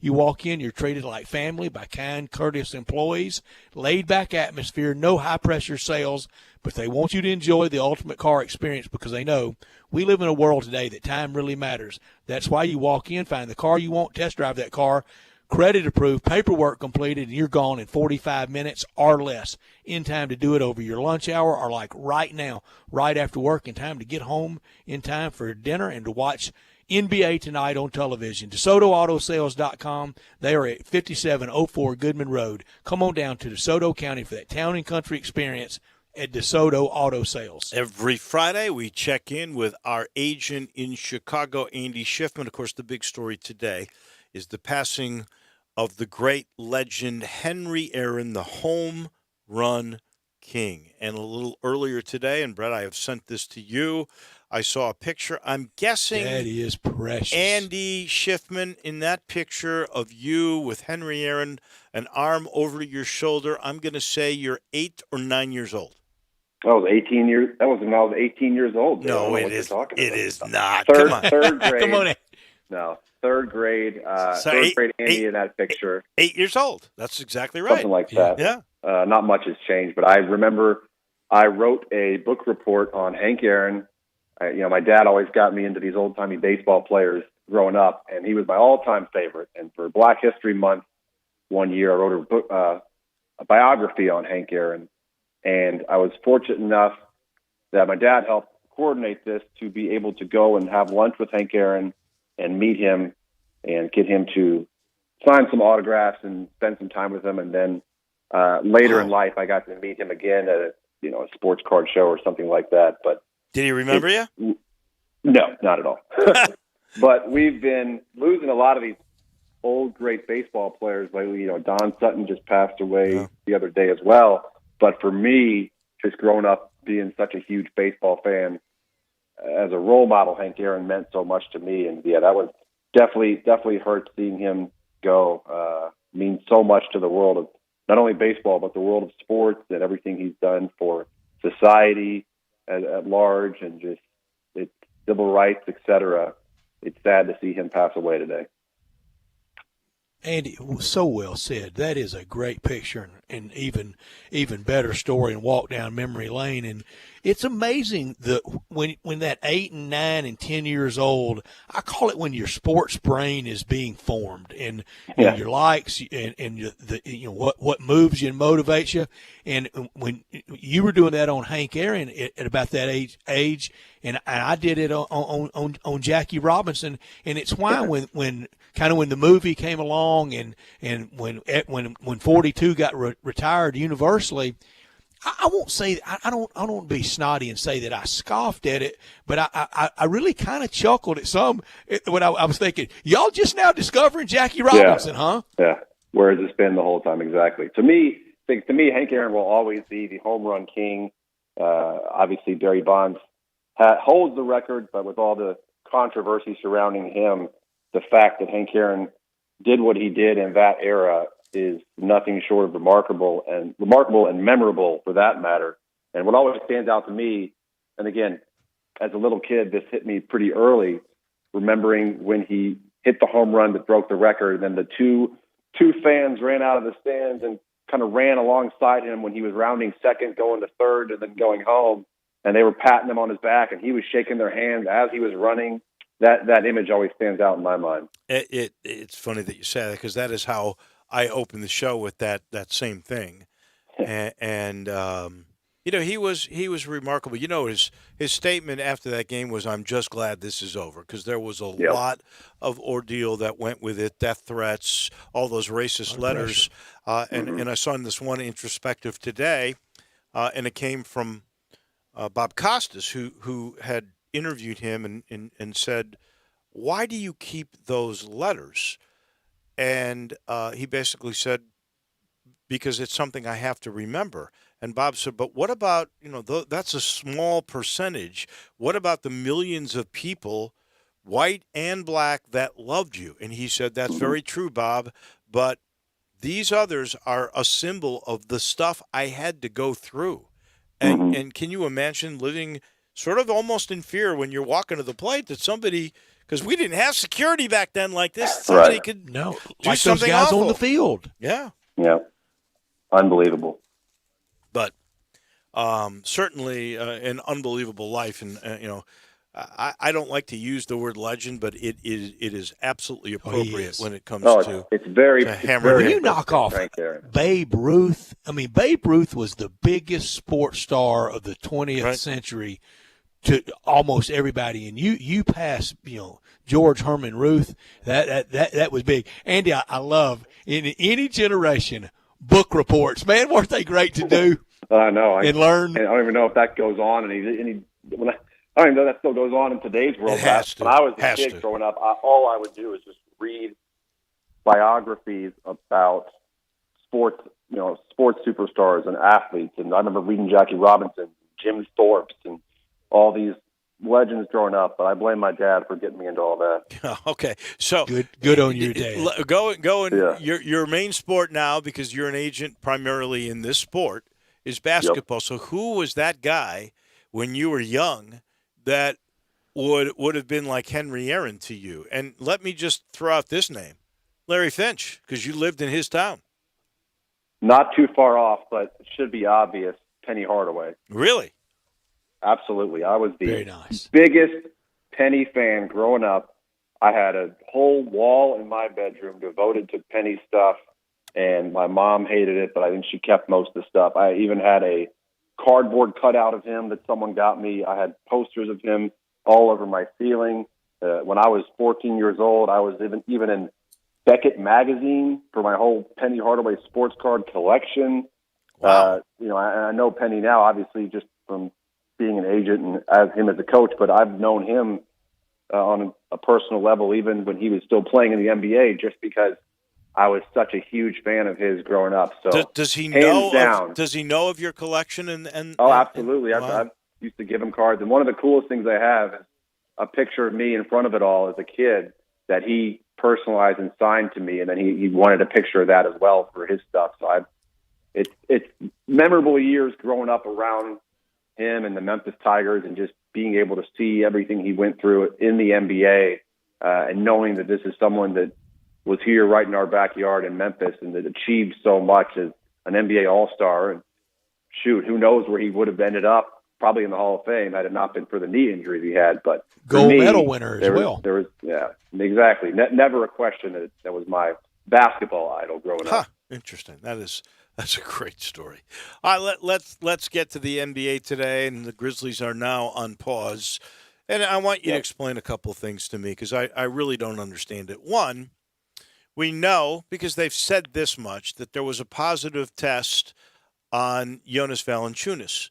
Now they won't share anything else about any of all of this. We don't know the numbers. We don't know. I don't understand what that secrecy is all about. I mean, if you're going to be forthcoming on most things and you're saying, well, it's COVID related, why can't they just be front and center? Second, I certainly don't get, now they're going to have security to block players from shaking hands or hugging at half court before and after games. Are you kidding me? You're going to sweat and bleed on one another during the game, but you can't shake their hand after it's over? That's the silliest thing I've ever heard of.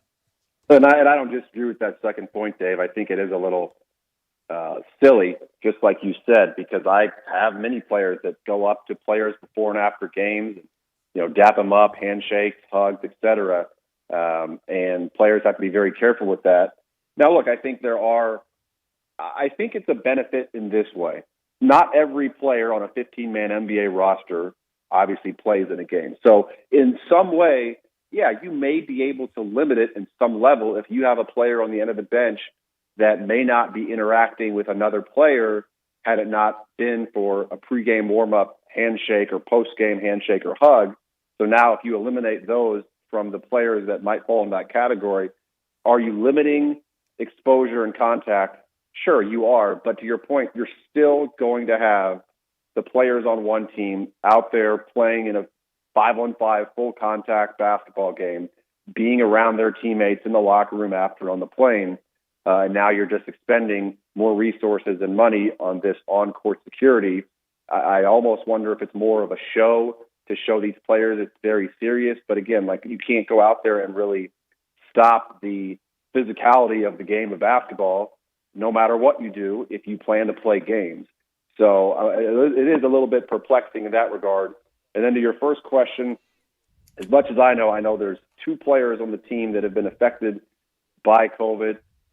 One, I'm not at liberty to say, not one of our guys, and the other, obviously, up there as publicly is Jonas Valanciunas.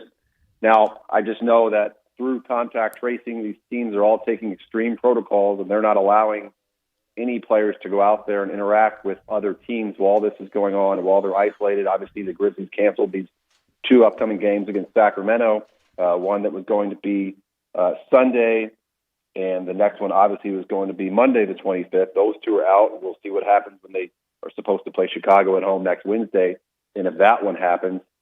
But the NBA right now has been talking about allowing teams to add another roster spot in the form of a two-way, where the salary is limited, the number of games a two-way player can play in with the NBA team is capped at 50, and teams right now have 2 two-way players. I believe Sean McDermott is on one of those two ways with the Grizzlies.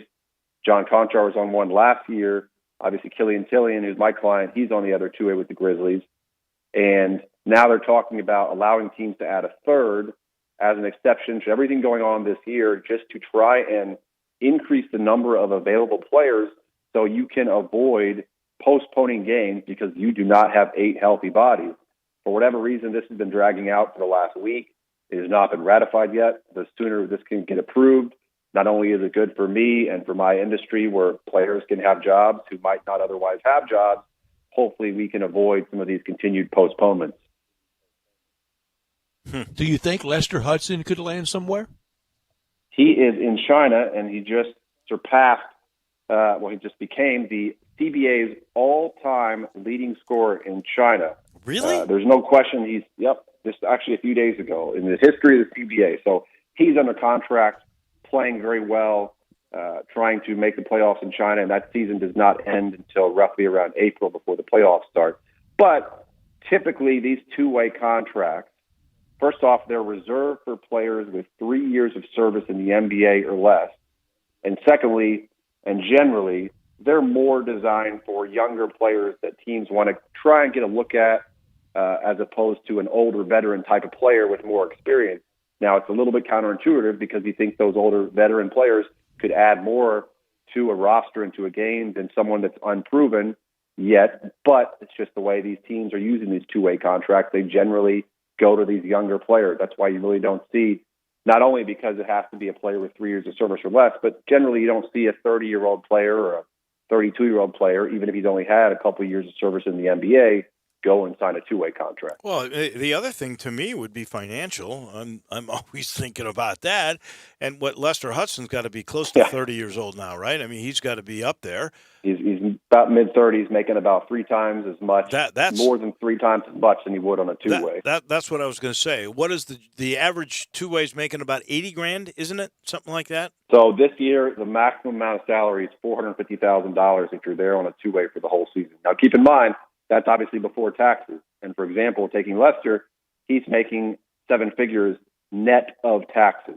So if you talk about gross, comparing it apples to apples, absolutely, he's making almost 4 times as much as he would on a two-way contract. So Lester's making over $1 million in China. He's becoming a national hero because he's the highest scorer ever in the history of the league. Why would you leave that? Does he have any endorsement opportunities, or is that strictly for just Chinese players?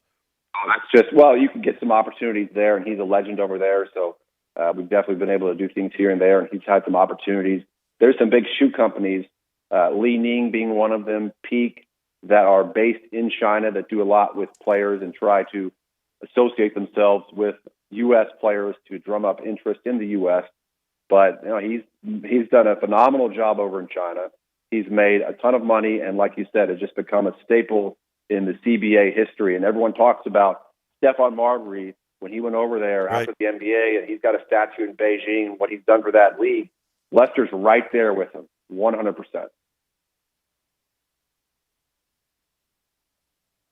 That is a phenomenal story. That really is.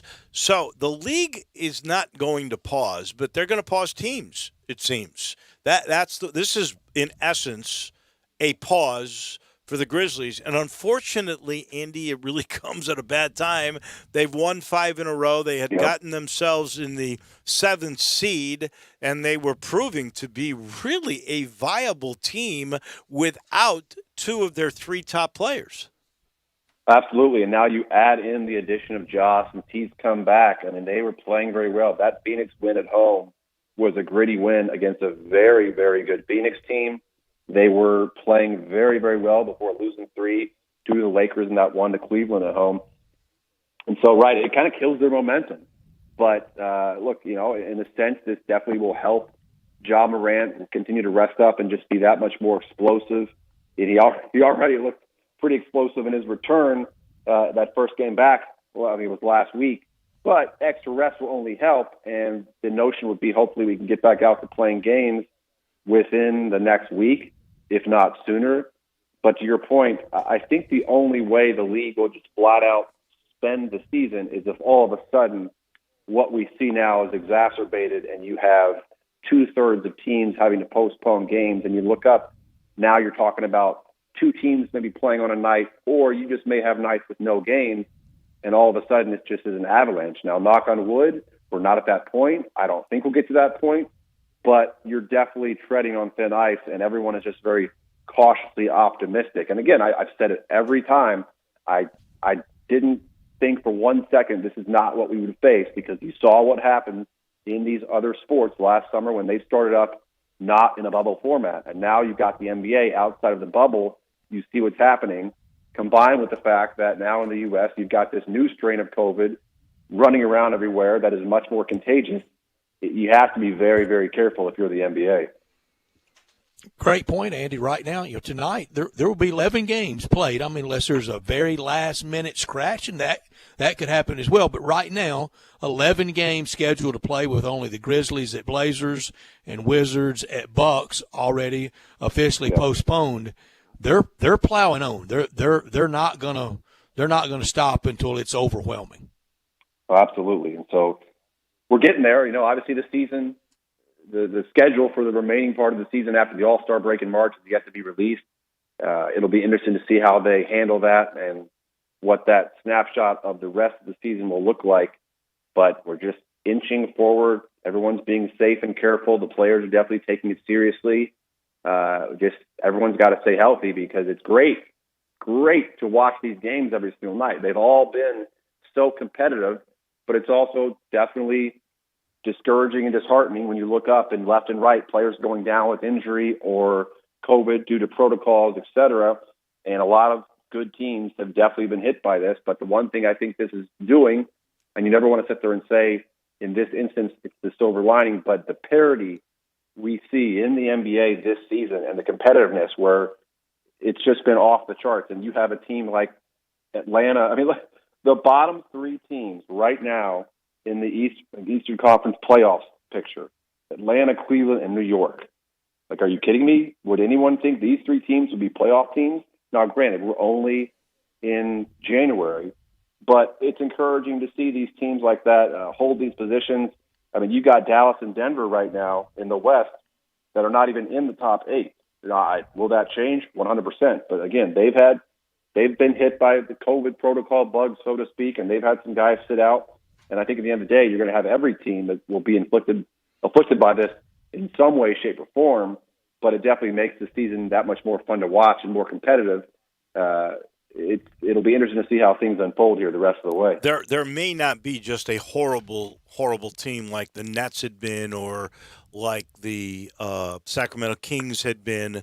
There just seems to be a lot more parity. Since you mentioned the Cavaliers, outside of the Wizards, I think. All right, the Wizards. Yeah. All right, since you mentioned the Cavs, the one move today, they sent Kevin Porter, the troubled Kevin Porter Jr., to the Houston Rockets for a second-round pick. I believe, wasn't he just in 2019 a first-round pick? So this obviously is a last chance for Kevin Porter Jr. Do the Rockets get a good deal out of this, or is Cleveland smart to even get a second-round pick out of it?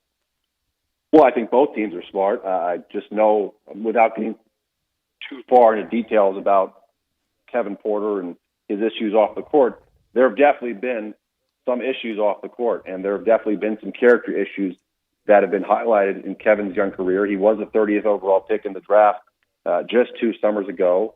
I have Dylan Windler and Larry Nance on Cleveland, and look, you hear stories. So I think they just realized, if we're trying to move in the right direction from a chemistry, cohesiveness, locker room, positivity standpoint, at some point in time, and this happens from time to time in the NBA, you have to cut ties and you just ship a player like that off to a team with enough cap room to absorb his salary, and you don't need to get anything back tangible other than a draft pick. So the fact that Cleveland now, and these second-round draft picks are very valuable in today's world, Cleveland can acquire a pick out of this deal. They get off a player that they just were not gelling with and the team wasn't meshing well with. Now you've got Houston taking him on as a reclamation project. I think it's great for Houston because, look, Kevin Porter is a very, very, very talented player out of USC. If he gets on the straight and narrow, they could hit a home run with this, having only given up a second-round pick.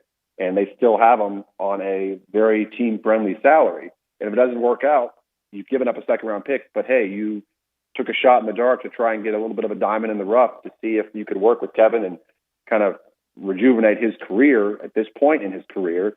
So I think it's a great move for each team. I think for the Rockets, it's a great move. I don't see how it's a great move for Cleveland because they've just admitted we made a terrible mistake to take a number one pick, and he just turned out to be a total bust for us. But the question becomes, Dave, what would be more of a mistake? Getting off of them now and acquiring a draft asset, right?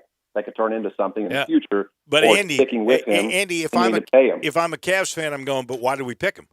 Didn't we do our homework on him? Why did we pick him? Exactly. Yeah. But that's, hindsight's 20/20, in this business. Yeah, that is very true. Andy, thank you so much. We'll do this again next Friday. Enjoy the weekend. You too, guys. Thanks a lot. That's our agent in Chicago, Andy Shippen. I love the stories about book reports and Henry Aaron. That is, and Penny, for that matter. This portion of the show brought to you by Genesis of Olive Branch. I was there a couple of days ago. I couldn't help myself. I had to get back into a G70. I got it. And the G70s, they're really attainable right now. They've got plenty of them on the lot in Olive Branch. On some models, you can get 0% financing only on the G70. They got G80s. They got G90s that are on the lot. They don't have many of the SUVs. In fact, they can't keep them on the lot. This is that long-awaited GV80, the SUV, 2 or 3 years in development. It's come over. It's selling so quickly they can't keep them in stock. They keep a demo. If you were to call Vinny Gerard, he's the guy over the Genesis of Olive Branch franchise, 662-890-6684. That's his direct number. They'll actually bring the SUV to your house. You can take a look around. You can test drive the thing for a little bit and then make your decision. You can order them, and if you're lucky, maybe there'll be one on the lot when you get there. I saw one. I saw that demo, but man, they just go fast. Well, they're so good. All this technology is so good, so durable. You get a 10-year, 100,000-mile limited powertrain warranty on every brand-new car. And the beauty of Homer Skelton Hyundai and Genesis of Olive Branch is they've raised the bar. They want to be your place for service, like sending an SUV to your house, or even if you wanted to buy the G80, they'd bring that to your house to take a test drive with.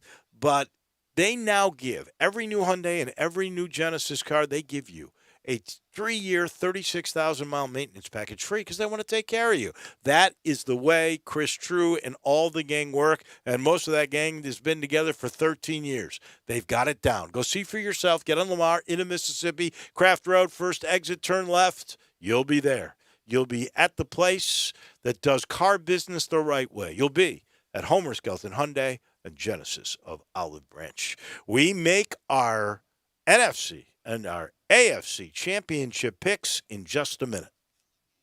Sports 56 mornings with Peter Edmiston and Anthony Zane. Weekday mornings from 7 till 10 on Sports 56, 98.5, and 96.1. At First Bank Mortgage, their core purpose is to help you get to a better place. That better place may be a lower monthly payment, that vacation you thought was impossible, or getting into a home with a fenced backyard where your kids can play. To get into your better place, First Bank Mortgage makes decisions right here at home. Dedicated to helping you get to your better place, First Bank Mortgage. Call Daniel Mooney at 901-462-0145 today. NMLS 741022. Equal housing lender. Hi, Hi, folks. Bob Burkham for Sunrise Buick GMC Truck. Thinking about buying a newer used car or truck? Remember, the selection's better and the savings are bigger at Sunrise. Over 600 new cars and trucks to choose from, factory rebates up to $6,000 and interest rates low as 0%. Immediate financing with next to nothing down, a $6 million used car inventory, specializing in cars and trucks under $10,000 and monthly payments under $200. Bad credit, it's okay. At Sunrise, we've got a financing plan for everybody. SunriseMemphis.com. We're saving you money. It's just a way of doing business. Covington, Pike, Wolf Chase, and Collierville, we make it fun to buy a car again. Hey, Dave Woloshin here. I want to talk to you about my good friends at PrestoShutters.com. They're open right now, and prices don't get any cheaper for window replacement, window treatments, exterior shutters, inside plantation shutters, roller shades, blinds, whatever window fashion you need, they've got. Amazing deep discounts, including installation. Everything you need is American-made. Visit PrestoShutters.com or call them at 901-244-7484. That's 901-244-7484. I'm here with the great Pat Donahue from the Rendezvous Restaurant Shipping Department. Thanks, Brett. We've been shipping our ribs all over the country now for decades from our USDA-inspected shipping kitchen in the Pinch District. We hand-cook our ribs in pits that Mr. Charlie built over charcoal, just like they do at the restaurant. So what comes in a rib box? We could do pork shoulder, we could do ribs, our sauce, seasoning, baked beans, coleslaw. We'll even throw in Pancho's cheese dip with our nacho boxes. We also put a bag of Rendezvous seasoned popcorn, heating instructions, some chef hats, some wet naps, and some other helpful tips from our kitchen. We ship our ribs overnight, exclusively FedEx. And we put them in nice packaging. We don't ever want to use styrofoam, so we use corrugated cardboard, actually 2 boxes that fit nice together, so the ribs get to you, your loved ones, or your clients in a safe, wholesome manner. Rendezvous ribs are perfect for out-of-town clients, customers, loved ones. We also ship ribs for any occasion. Where do we order these great ribs? You can go to www.hogsfly.com or give us a call at 1-888-464-7359. Charlie Burgos' Rendezvous Restaurant in the alley since 1948. When you visit Navy Liquor at 7866 Highway 51 in Millington, you'll be treated like family by friendly, knowledgeable staff. Select are your favorite bourbon, vodka, scotch, beer, tequila, gin, and rum, as well as wines from all over the world. An amazing selection of sakis, too. Coldest beer in town. Beer kegs are available. Any beer, any wine, any liquor. You got the Navy Liquor hookup. Come see us, holiday or any other occasion. Navy Liquor, corner of Highway 51 and Navy Road in Millington. Welcome back to Sports Time on Sports 56 with Wallo and Stats. This hour of Sports Time is brought to you by DeSoto Auto Sales. Here once again are Dave Woloshin and Brett Norsworthy. Halfway home in our final hour as we work toward the weekend and all the NFL games. Should remind everybody tomorrow, 2 o'clock, you got Ole Miss and Texas A&M. That basketball game can be heard on Sports 56, 98.5, and 96.1. And then on Sunday, we've got both of the championship games, the Bucks at the Packers. That's at 1 o'clock in Lambeau in Green Bay. Then the Bills at Kansas City, Buffalo, and the Chiefs. That will be a lot of fun. That is a game you can hear right here on Sports 56, 98.5, and 96.1 as well. So we have you covered all of the way around. Time for us to make our picks. We heard what Bruce had to say.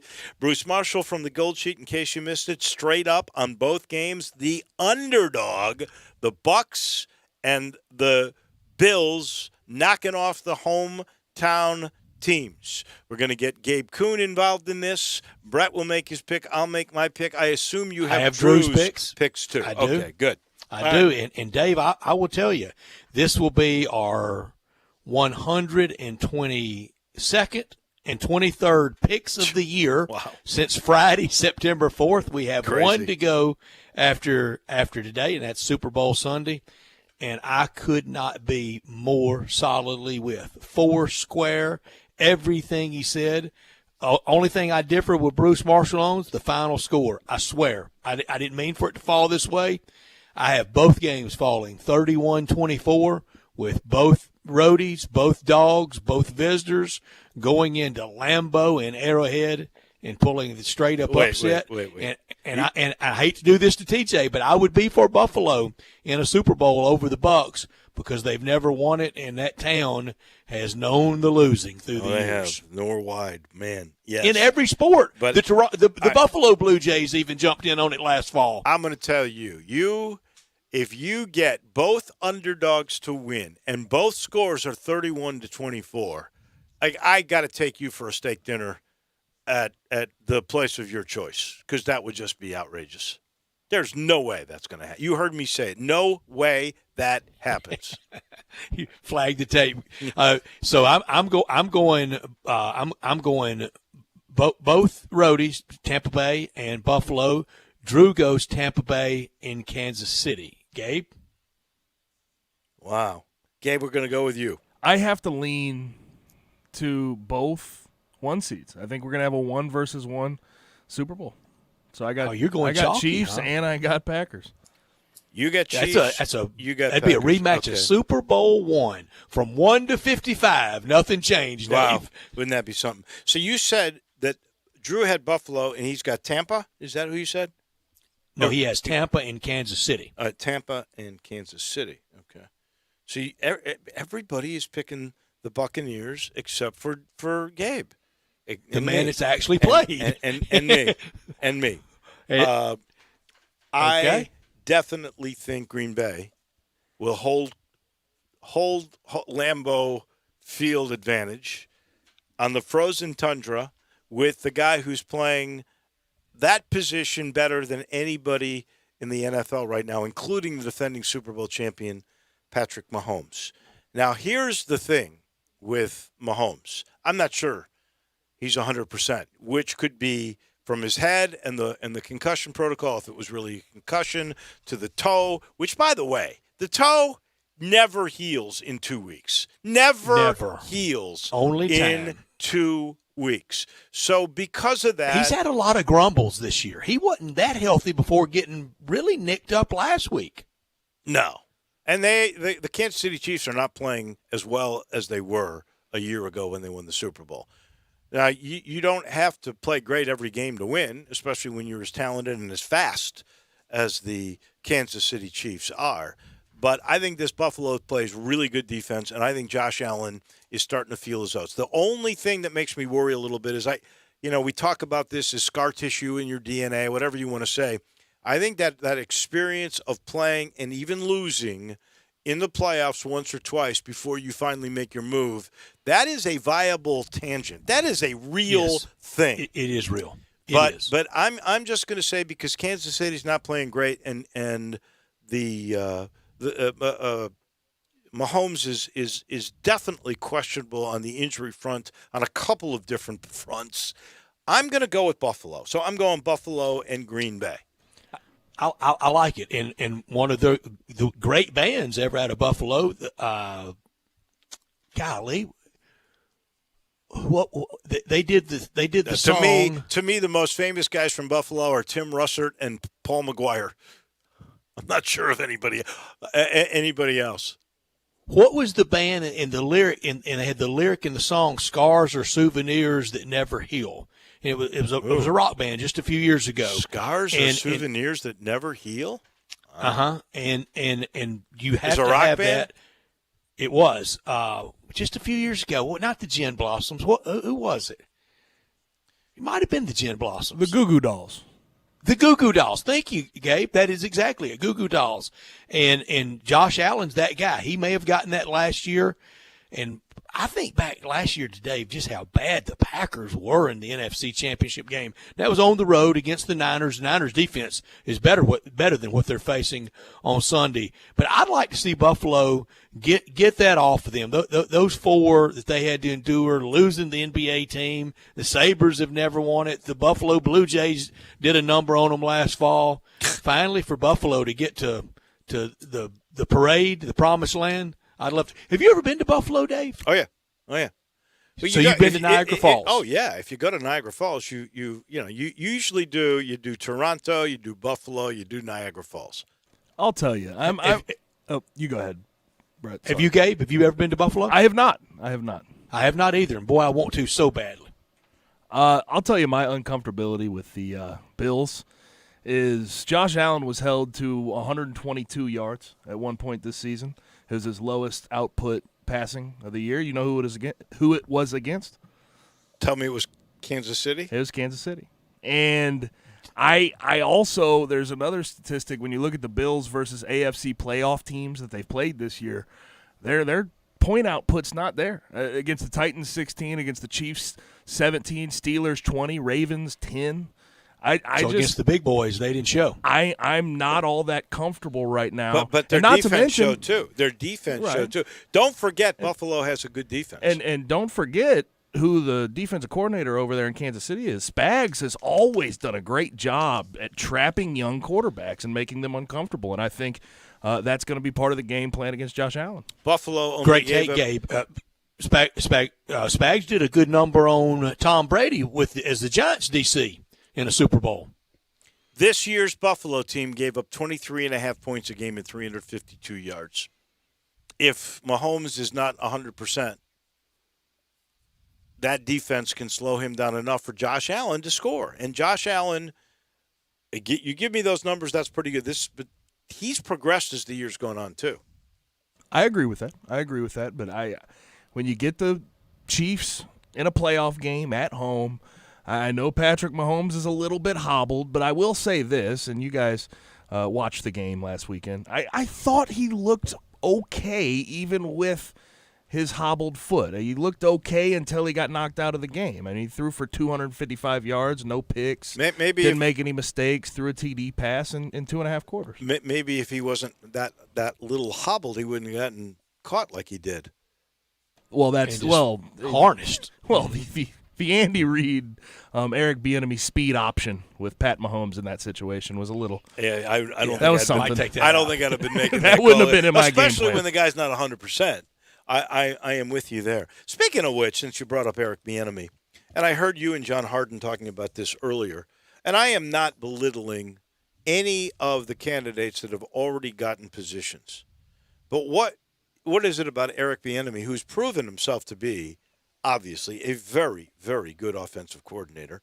Why is it, do you think, does he not, like Charlie Strong when he was with Florida all those years, the reason he never got the job was they said he didn't interview well. And Tom Jurich, who hired him at Louisville, identified him as the guy he wanted, and he this is a great story. Didn't care how he interviewed. He called him to his home, and he said, Charlie, here's the deal.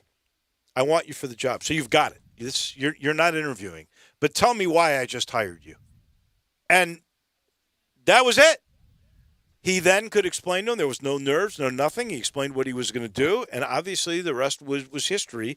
And he never got the job out of Florida because he was a bad interview in these instances. Is that the case for Eric Bieniemy? I don't really know, because that's a guy you would think in this day and age, with us trying to become more diverse, this is a proven commodity. Why is he not getting a job? Should be easy. Yeah. I think it hurts him being in the playoffs this long, and that's one of the flaws in the rules, that you can't touch a guy that's still in the mix. To heck with that. If you want to, like colleges, I mean, don't if you want think to hire they a do guy, that? Don't you think if he's got Jimmy as his candidate, I think the they're guy scared too, Dave. they're whispering, they go, "Hey, we're saving a spot for your guy. Tell him."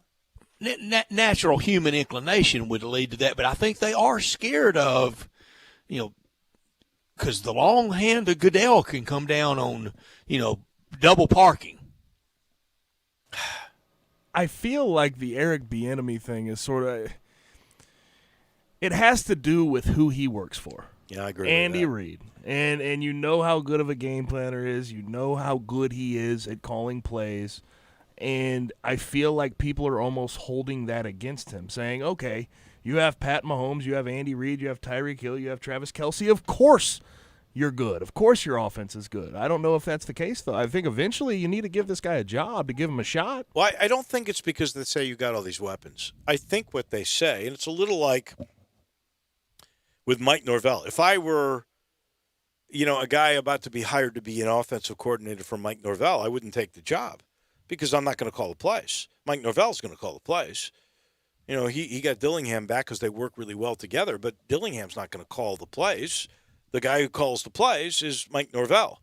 And so you're worried if you're an NFL general manager, you're going to go, well, Bieniemy's offenses are really good, but is he calling the plays? How does he do without the leadership of Andy Reid? Yeah, and I think that is fair, but when you've been around the guy that long, and everybody talks about him with this total sense of class, or at least anything I've heard of. I've not heard a negative story about Eric Bieniemy. One thing that scared me, Dave, when he wanted the Colorado Buffalo job and his alma mater didn't hire him, and I said the same thing when Mike Singletary wanted Baylor and Baylor didn't hire him. That sends up a flare. Well, you know what? We had already seen failure from Mike Singletary. It's sort of why I really hope the Bears don't hire him as the DC, because he's got a great legacy in Chicago, and I don't want it ruined. And we saw face-to-face here what sort of he is like, and unfortunately that was not a good appearance in Memphis. Not that he was a mean-spirited guy or anything, but you just didn't get the sense he had the total grasp of everything that was going on.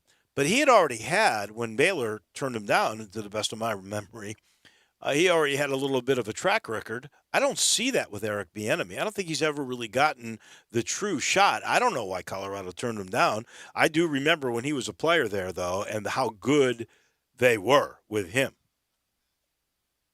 In their finest hour. In their finest hour, yeah. This portion of the show brought to you by Supercuts. They're still going strong. All 15 Memphis area Supercuts are still socially distant.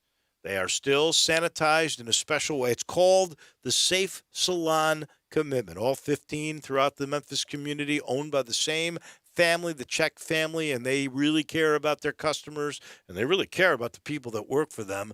They have kept this in place. If you would like to see what the Safe Salon Commitment is, go to supercuts.com. It's basically a partnership with the top infectious disease doctors, and they have this great plan that maximized safety and sanitization in all of the salons. They're still doing it that same way because they know we're still in the middle of this. But everybody wants to get a haircut. They want to look good on Zoom. They want to look good if they're going for takeout.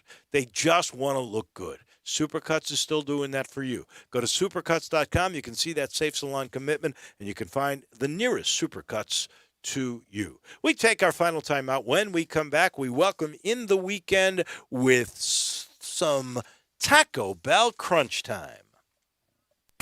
Greg Gaston and Eli Savoy get you through lunch daily from 10 to 1. Well, lunch is served. Only on Sports 56, 98.5 FM, and 96.1 FM. Upgrade your commute at Acura of Memphis. Seize the thrill and test drive one of our award-winning models, each packed with cutting-edge technology, luxurious amenities, and a driving experience that's sure to awaken your inner self. Driving shouldn't be a chore, it should be an adventure. Advance your drive today, shop our aggressive lease and finance options now, luxury is waiting at Acura of Memphis, or shop online 24/7, visit AcuraofMemphis.com. Looking for fine jewelry for that special occasion? Look no further than James Gaddis Jewelers. Hi, this is Jay Gaddis, and for over 60 years, my family has been here for Memphians on every occasion. Specializing in engagement, bridal, and custom design, we are here to make your dreams come true. Depend on us for birthdays, anniversaries, Valentine's, or any day in need of a smile. We have an extensive selection of gemstone, diamond, and pearl jewelry, watches, and designer pieces. Shop local at Poplar near Mendenhall in the heart of East Memphis. James Gaddis Jewelers, your family's jeweler. Do you want a greener, more weed-free lawn? And if you're like me, you can't stand the sight of dandelions, clover, or especially crabgrass. Hi, I'm Brandon Hawley, president of Lawn Solutions. We are your locally owned and operated weed control and fertilization company. We are also experts in disease and insect control on your lawn and landscape. Our uniformed technicians are full-time, year-round licensed and certified by the state of Tennessee. Lawn Solutions' personalized service is far more superior to that of national companies that promise but simply cannot deliver. We return phone calls, we keep appointments, and we want your business. What we will not do is bother you with endless phone calls or junk mail. Lawn Solutions will not sell you something your lawn doesn't need.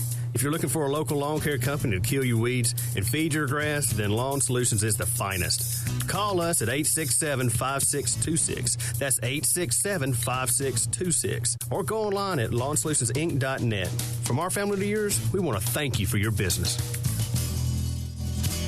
All 75 months at 3.4%. G4, MHFO1604, MSRP 17735. Sport, MU002364, MSRP 24740. Outlander LZO 39486, MSRP 26630. Includes all rebates and incentives. PF 695 excludes tax title and license with approved credit. See dealer for complete details. Offer valid through end of the month. Dealer stock only. Start 2021 with a bang and your new ride from Gossett Mitsubishi on the Pike. Spend less time filling up and more time getting to the things you love with the 2021 Mitsubishi Mirage G4, 41 mpg highway, $14,994 or $179 a month. Adventure-ready 2021 Outlander Sport, $19,673 or $239 a month. And Gossett Mitsubishi has the feature-filled family SUV 2020 Mitsubishi Outlander, $21,643 or $269 a month. Not leases, you own them. Plus, you get Mitsubishi's 10-year, 100,000-mile powertrain limited warranty. That's Gossett Mitsubishi, 1870 Covington Pike, or shop online at memphismitsubishi.com. If you want it, we got it at Gossett Motor Cars.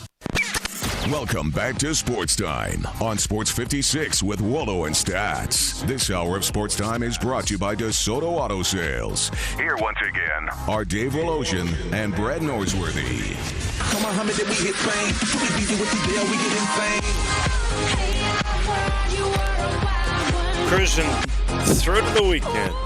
Final segment brought to you by the Eflin Insurance Team. They really are a team. They like sitting down with you, getting to know you, so that they can best fit your needs in your budget into what any kind of insurance program you're looking for, like home insurance or auto. They will look at 10 different companies. They find the right one, again, fits your needs in your budget. Same thing with life insurance. Now they got about 15 well-respected companies there, so you'll never wonder if you've gotten the perfect match, because you absolutely will. Now, if you need commercial insurance, they do both. Guys and gals are ready. They will find virtually unlimited access to programs to visit you and make sure you're matched with the perfect small to mid-sized business protection. All you got to do is call Grant, Andrew, or Keith at 901-386-4777. That's GUR, by the way, because they're big Tiger fans. That number again, 901-386-4777. That's the number to get protected the right way for you with the Eflin Insurance Team.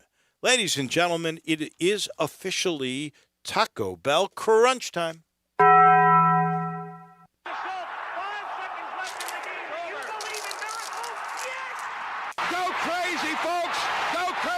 This is for all the biggest crunch time. You are looking live. In your life have you seen anything like that? Goodbye. Hello, Haskell. What's happening, big dog? How you doing? It's obviously crunch time. Hammer, nail, coffin. This baby is over. On one, on two, on three. Hey.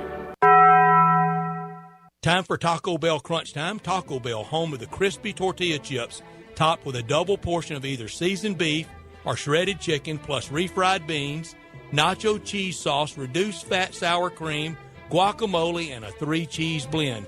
Nachos Bel Grande, heaping portion of chips, topped with ground beef, tomatoes, beans, nacho cheese sauce, and a dollop of sour cream. Taco Bell, home to great food you get on your way home real fast, and they bring you crunch time every day.